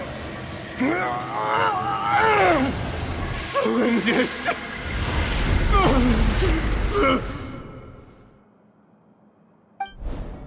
Interesting. Anything else? What about this would-be fiancée of his? Do we know anything about her? Well, she was a researcher at the Universitas Magistrorum, but it felt like she was hiding some kind of secret. Oh, and one more thing. For some reason, Rerear's fragment also contains some of Thelindis' memories, though only a very small portion. Well, no shortage of potential leads, I'll give you that. In any case, it sounds like we can conclude that while Thelindis was still around, Rerear appeared to be lucid and quite normal. Thelindis, it seems, must have been the one thing in this world that he couldn't let go of. Tell me though, were these pure-blood Conorians we're talking about here? Why do you need to know that? Hold on. If she was a pure-blood Conrian... Oh yeah! Just like how it was with the captain! If we could somehow find her, do you think there's any chance Rerear might regain some of his sanity? It's possible, but it would take a miracle. We can't pin all our hopes on that. That merchant who never knows, Dori Sangama Bay. Maybe we could hire her to look into it. All right then. Let's keep working in our separate teams. Traveler, Paimon, Kutar, and Miss Arlecchino will go look for the iridescent moon's marrow. As for the others... On the way over here, I noticed that the wild hunt monsters had grown even more frenzied in their search for Kutar. At this rate, the people living here will be in grave danger too. So I'm thinking of gathering together some of our followers to go wipe them out. I'll head back to the curatorium and meet up with the boss. Feels good knowing we've all got something to be getting on with. Given that the Wild Hunt has been a lot more active lately, the Lightkeepers have likely begun their own operations too. If that is the case, someone will need to pass the news on to Flint's. I'll hold the fort for now, then discuss our next move with Flint's, Aino, and Anefa when they get back. All right then. Well, the clock's ticking. If that's everything, we'll be on our way. We'd better get moving too. We'll try to buy you as much time as we can. Relax. Just do your thing. Now, I decided to call in some backup since things are getting so hairy. Our reinforcements should be here any minute now. Stay safe, everyone. Dismissed.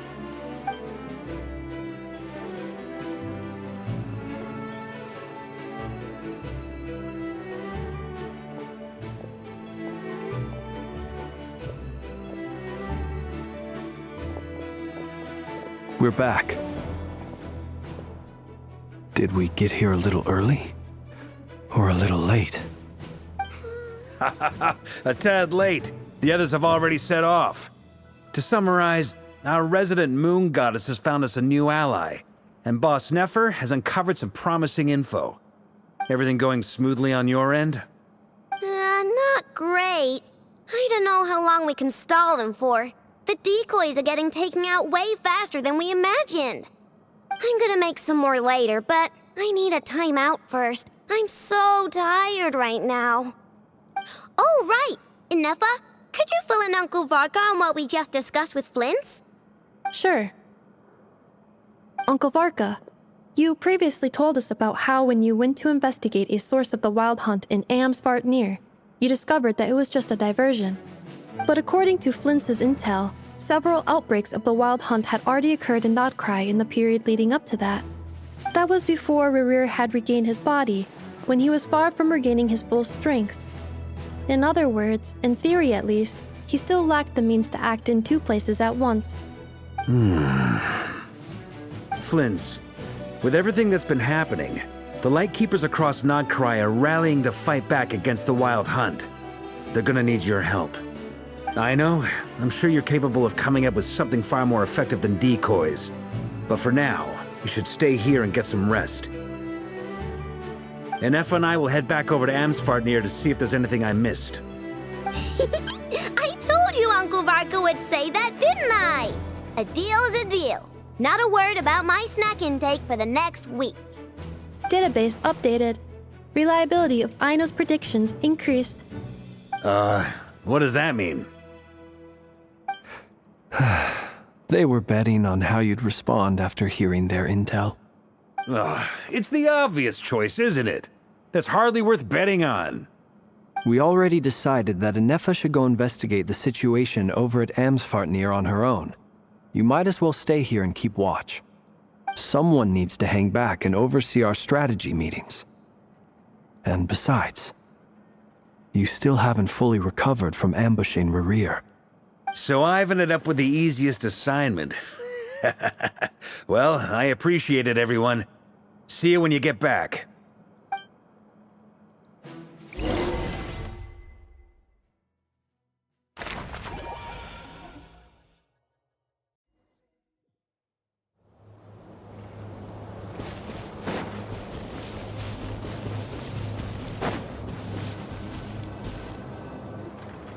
Here, this will serve as a good spot to cross over. Arlecchino, hold up a second. Since you brought us all this way, would you mind telling us what you've got planned? We still haven't got the slightest idea what's going on here. And if even Columbina doesn't know where the iridescent moon's marrow is, how do you? Simple. Because I am an inheritor of the royal bloodline of the Crimson Moon, and one of the last surviving embers of the Two Worlds' flames. Huh? Are you serious?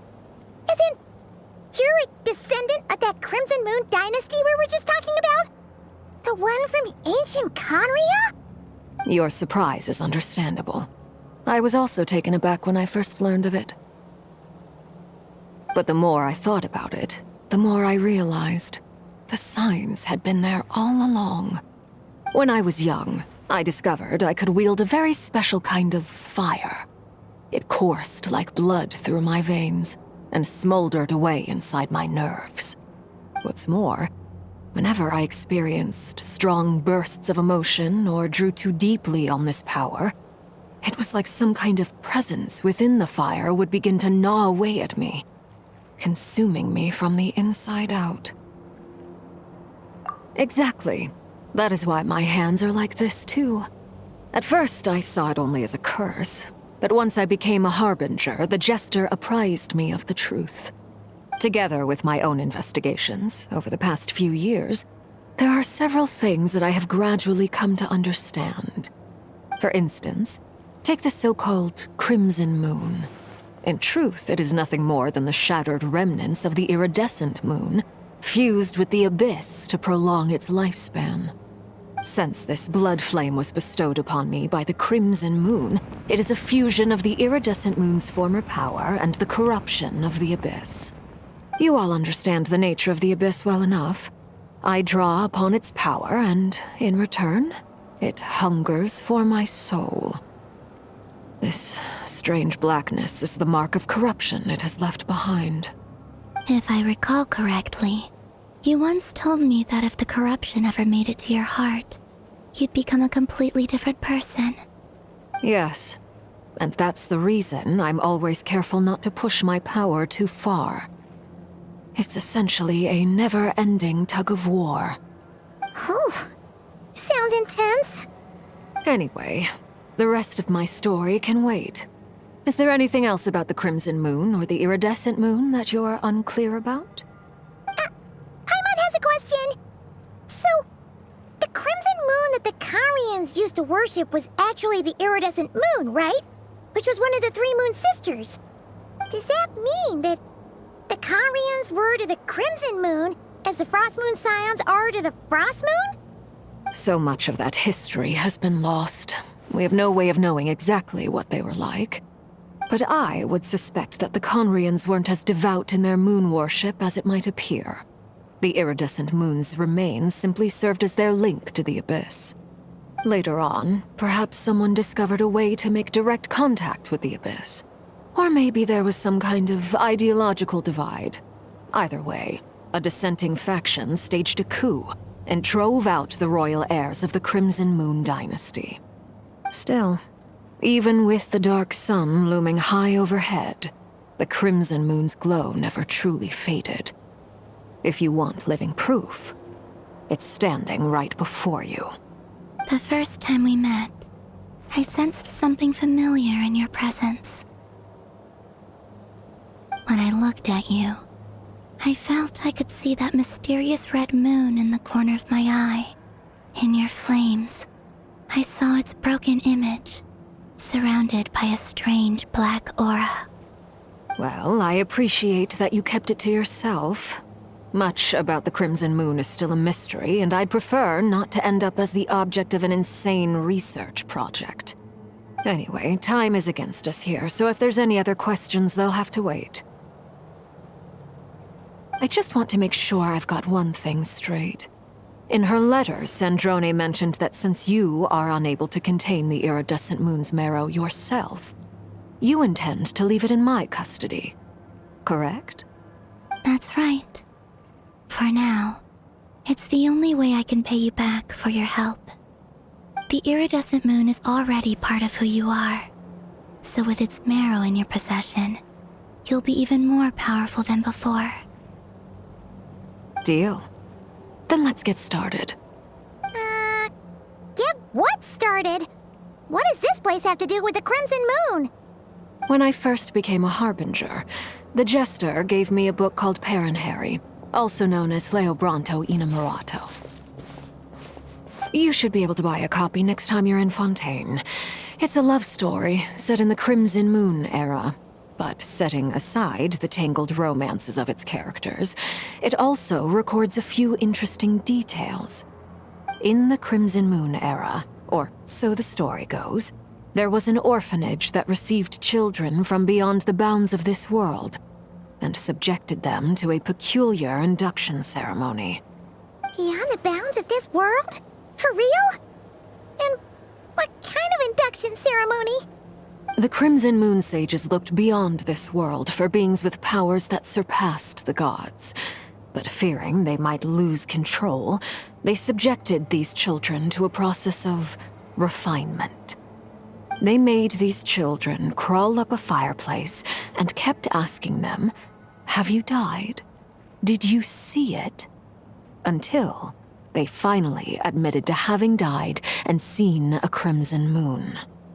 The adults embraced the children who passed the ritual, telling them, "Within the fireplace, you have traversed the flames between two worlds. Here and now, you are born anew." The book leaves much unsaid, but I suspect that this was their way of branding the children they had enrolled, leaving an indelible mark upon them so that they would forever live in the Crimson Moon's light. That explains why I can't sense the Crimson Moon's marrow in this world. It makes sense that it would be sealed in a special space that can only be accessed temporarily through some kind of ritual. But there's no fireplace here. Do you see a chimney anywhere? Oh, are we supposed to build it ourselves? Okay, fine. Paimon will go find some bricks. That won't be necessary. The fireplace is purely symbolic. The key to the ritual is crossing the flames between two worlds. In other words, the flames that burn within me. Those burned away by such flames leave behind a kind of ghostly afterimage in the world. In the days of Conria, people believed they could be used to bridge the gap between the two worlds of life and death. In short, I can open a passage to that space for you. That's the easy part. The catch is I'll need to stay on this side to keep the passage open, so I won't be able to come with you. Once you're inside, you'll have to find your own way.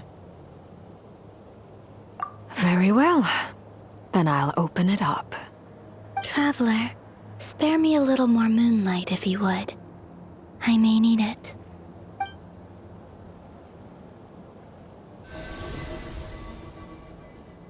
Thank you. I feel like I've recovered some of my strength now. It should be enough to move us across short distances and confront whatever dangers might await.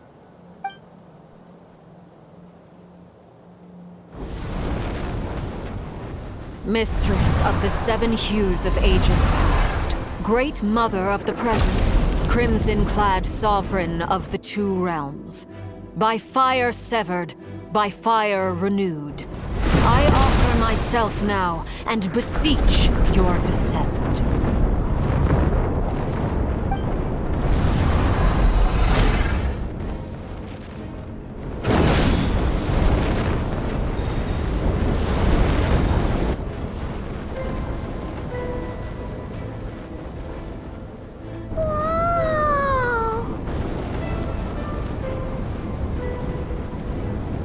One word of advice. As you're crossing over, no matter what voices you hear, do not answer. Got it! I sense a sinister gloom inside, but also the familiar light of the moon. I feel that I am about to meet an old friend who has changed beyond all recognition. All right, let's go.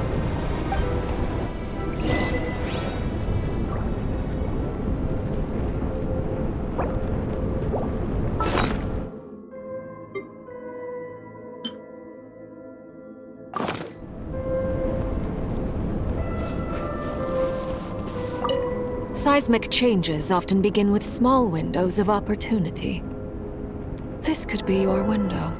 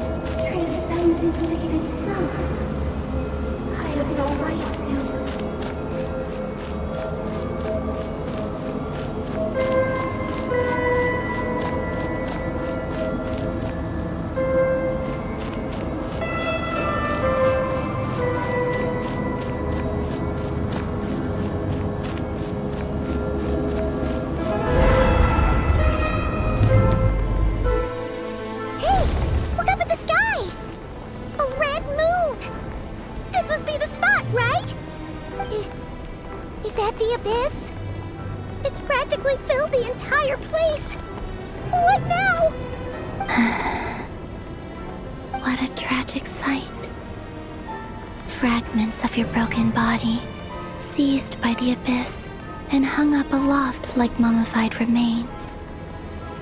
Iridescent moon. Was this truly what you wished for? Careful! There's something spooky about this place. Feels like something is lurking in the... Paimon's right behind you! Whatever you do, don't run off without her!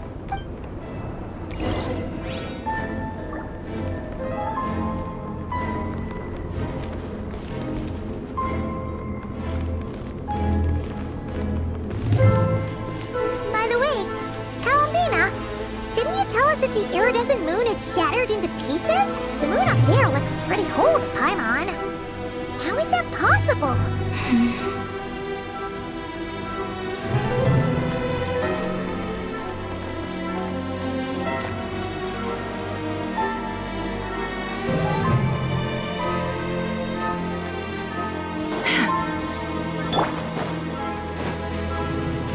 Your bond is strong!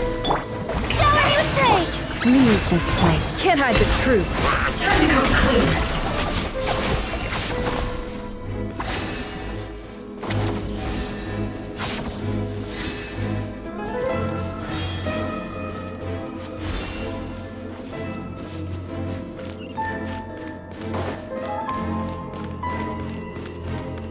Just like I thought. It was only a facade.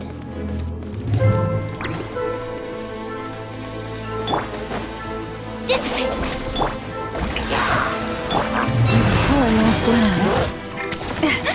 It all adds up. It all falls into place.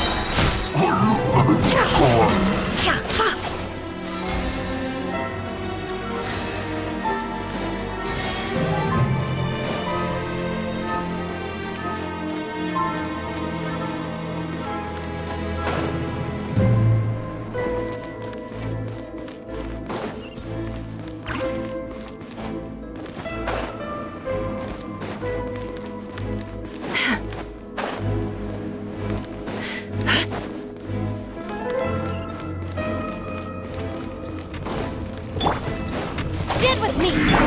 Strike a pose! Loris, protect us. No more lies.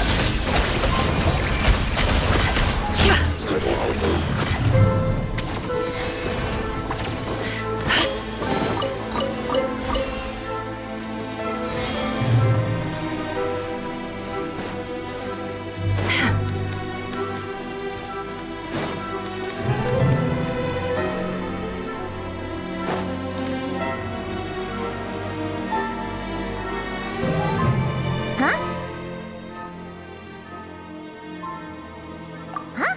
For real? That's way too high! There's no way we'll be able to reach it! No.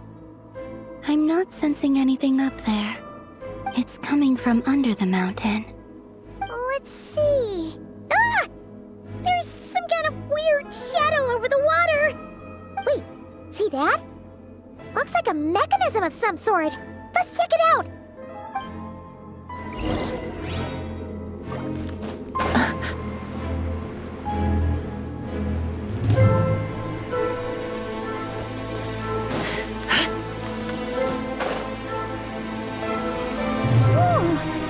Looks like a device from the time of Kalia. Maybe people once came here to study the Crimson Moon's domain, and they left it behind. Oh, if we could activate it, we might find some clues.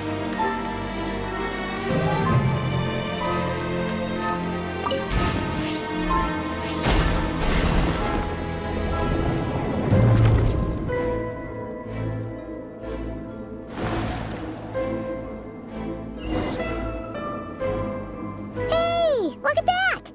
Now that the mechanism's running, the shadow in the water looks different. Do you think these mechanisms might be the key to unlocking the secret?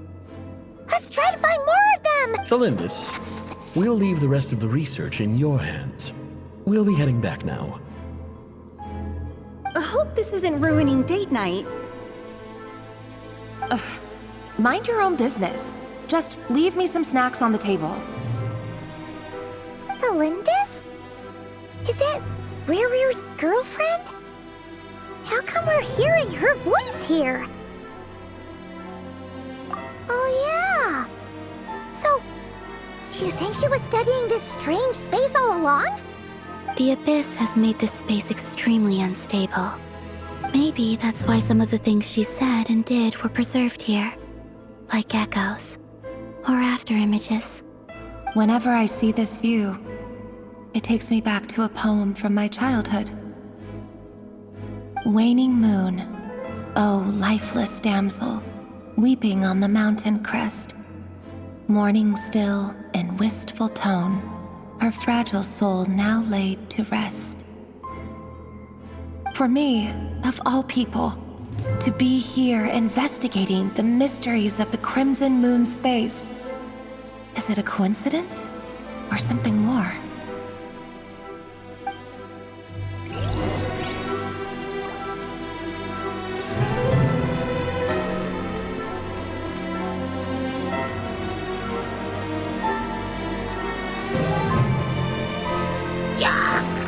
No more lies.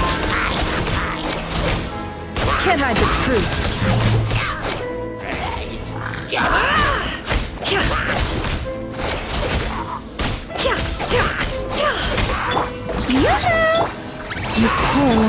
It all adds up.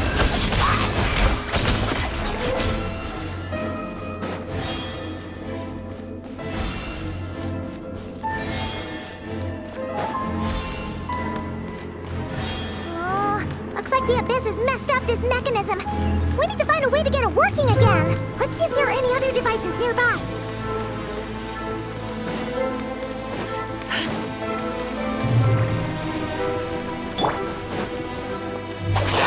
Stop right there! Lightning Shuriken! Leave this place. No more lies.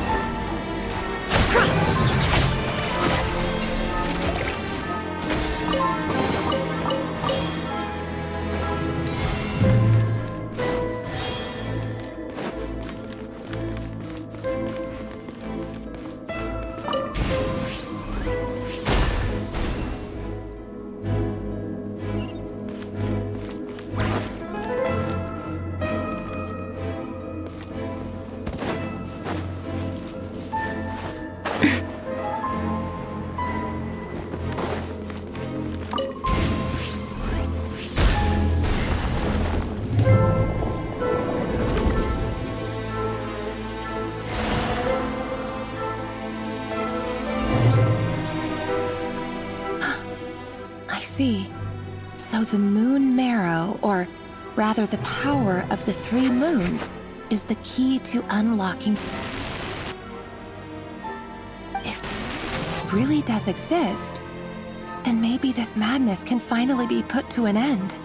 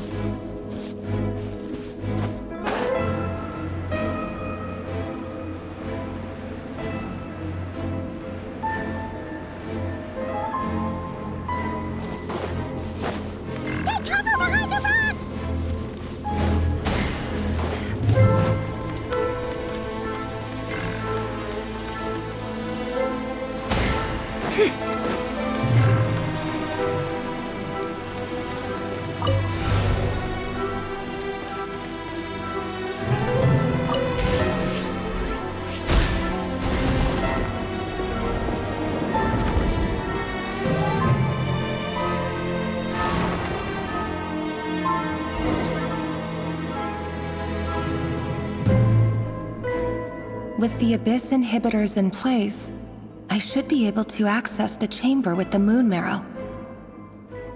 Oh, Rerir, with every step you take, you're drifting further from what you truly desire. But you're not the root of the problem. Ever since that outsider set foot in Conria, the Vinster King has sunken deeper into madness. If only I could get my hands on that outsider.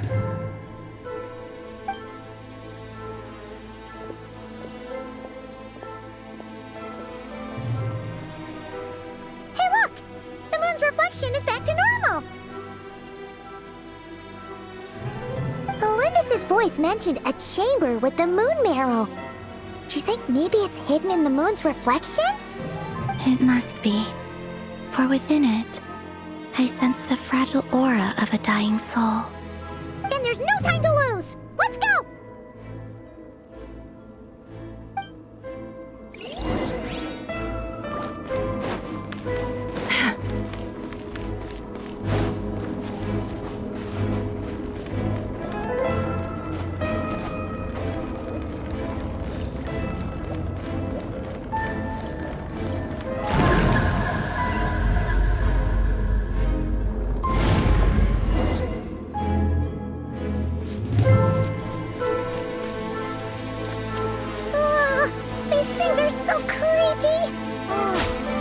Looks like we'll have to destroy them if we want to get to the iridescent moon's marrow.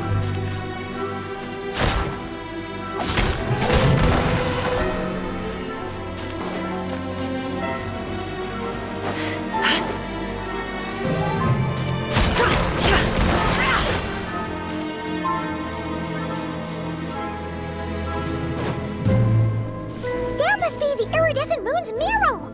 Oh, we'll need to destroy these things before we can reach it.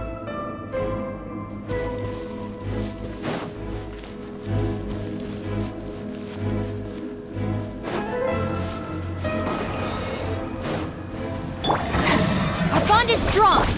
Shower me with praise! Forest, protect us for the everlasting Can't hide the truth.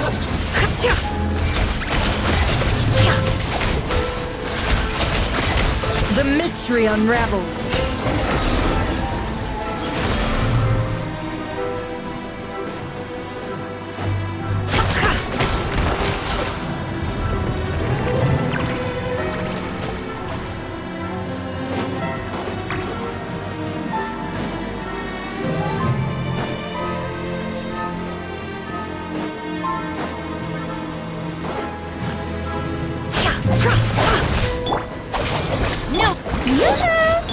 Leave this place.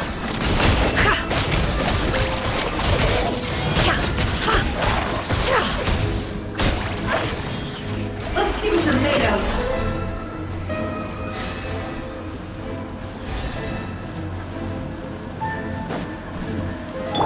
This way!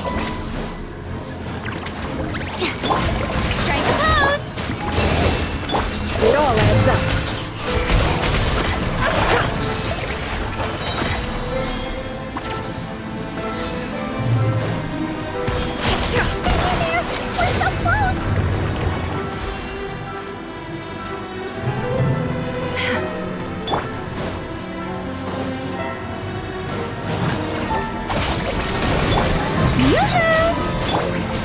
Forest, protect us with one heart. Can't hide the truth. The deception ends here. Time to come clean. I better wrap this up. Shower me with prey! Dead with me!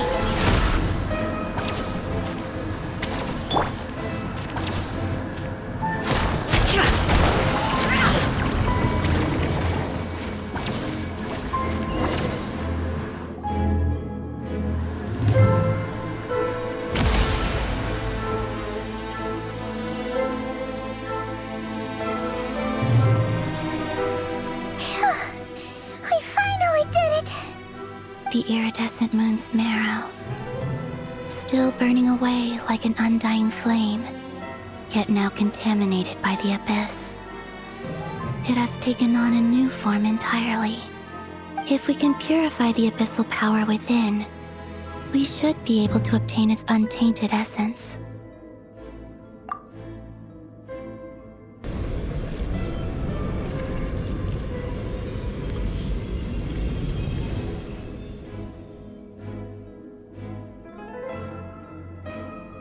It's so cold.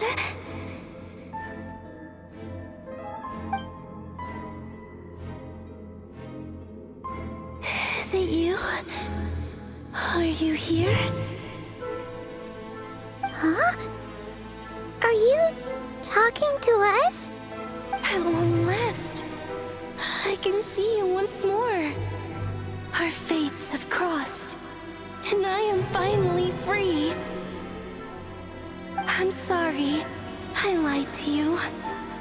Even knowing what was to come, I still couldn't let go of the fear in my heart as death drew near. The moment the moon shattered, my body began to split apart piece by piece. Like I was being cut into pieces by 1,000 blunt blades. My thoughts scattered as the cold crept in. But I could not bear to fade away like that. Tell me, what was it that brought you to us all that time ago? If only I had possessed your courage, then I might have been spared this torment more painful than death. You look so puzzled. That's how I felt too when I first saw you. But trust me when I say that everything happens for a reason. Farewell, Hypo.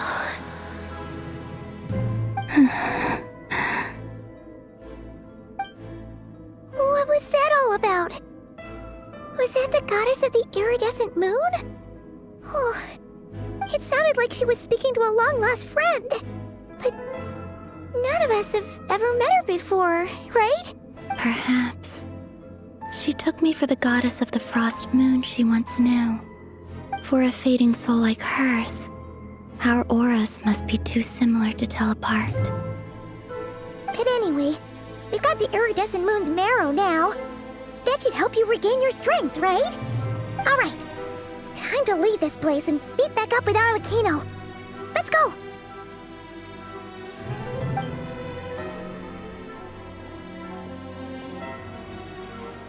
That's odd. This place looks different than when we came in. Waning moon, Huh? oh lifeless damsel. Oh.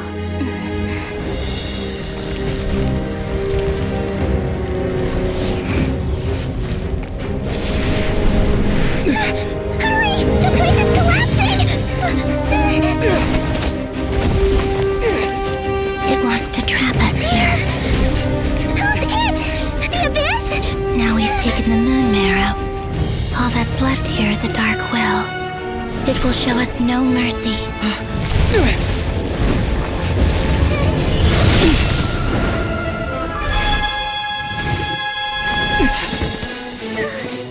Give it back! The crimson moons! My marrow! My heart!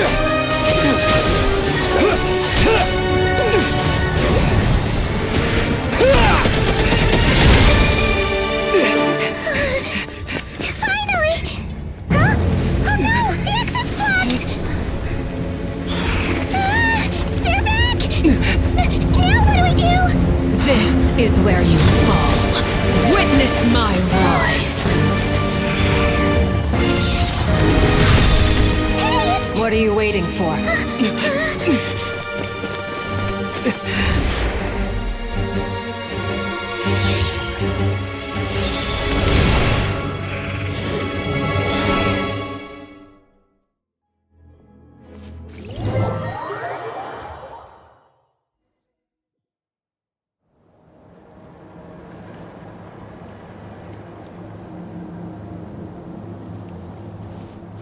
Oh, we made it!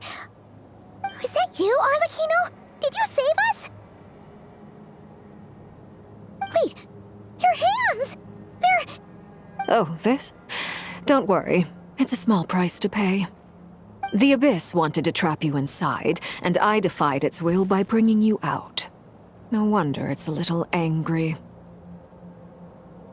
No. I have paid the price, albeit a small one, and it cannot be undone. My hands have already fused with the Abyss. Purification would simply destroy whatever's left of them. But surely... Oh, we're so sorry, Arlecchino. Paimon can't believe you'd make a sacrifice like this for us. As much as I'd like to call it a favor, the truth is I was simply holding up my end of the deal. Well, Columbina. Yes, you did your part. And as promised, I will leave the iridescent moon's marrow in your care. From this day forth, may the two worlds' flames burn ever more brightly.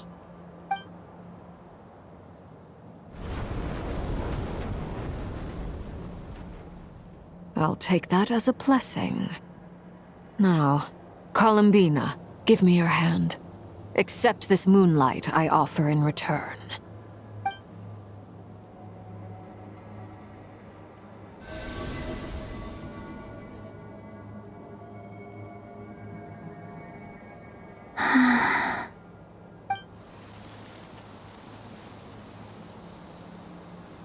Feeling stronger? Hey, Columbina, are you okay? I'm fine. Our powers are a little at odds, that's all. By the Frost Moon's authority alone, wielding the power of the other moons was always going to be a stretch. Still, I think it's fair to say that your strength has returned, at least to the level it was at as Third Harbinger. It's still not enough. There's no way I can hope to challenge Rayrir like this. Just one more ray of moonlight, if you would. It's okay. I can take it.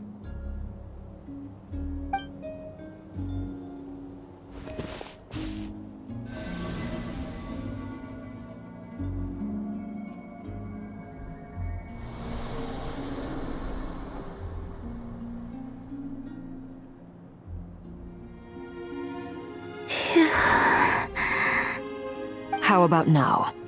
Fighting fit? At the very least, I won't have to stay hidden like before. I want to see him gone from Nod-Krai. The Rahier of Solnari and his wild hunt must be sent back where they belong.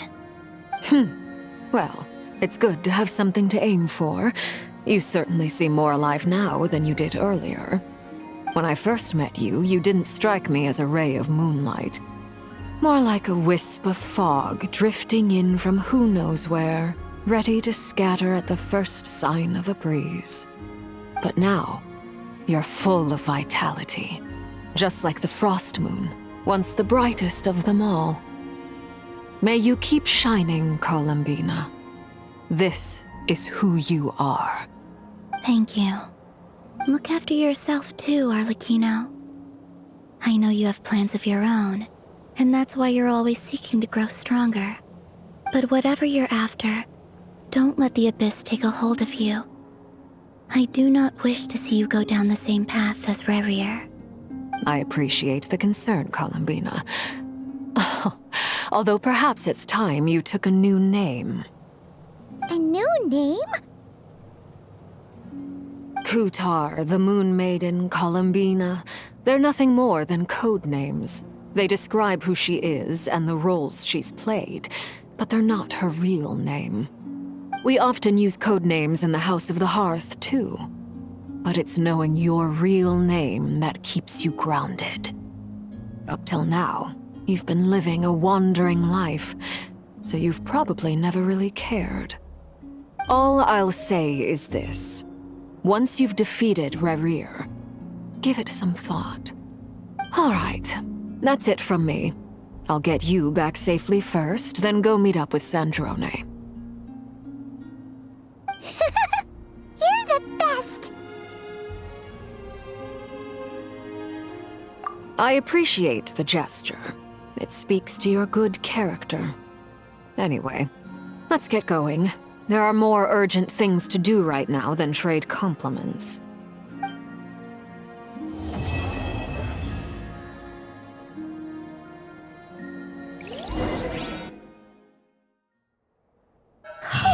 It was a close call, but we got the iridescent moon's marrow and restored Columbina's strength, and that's all that matters. In other words, mission accomplished.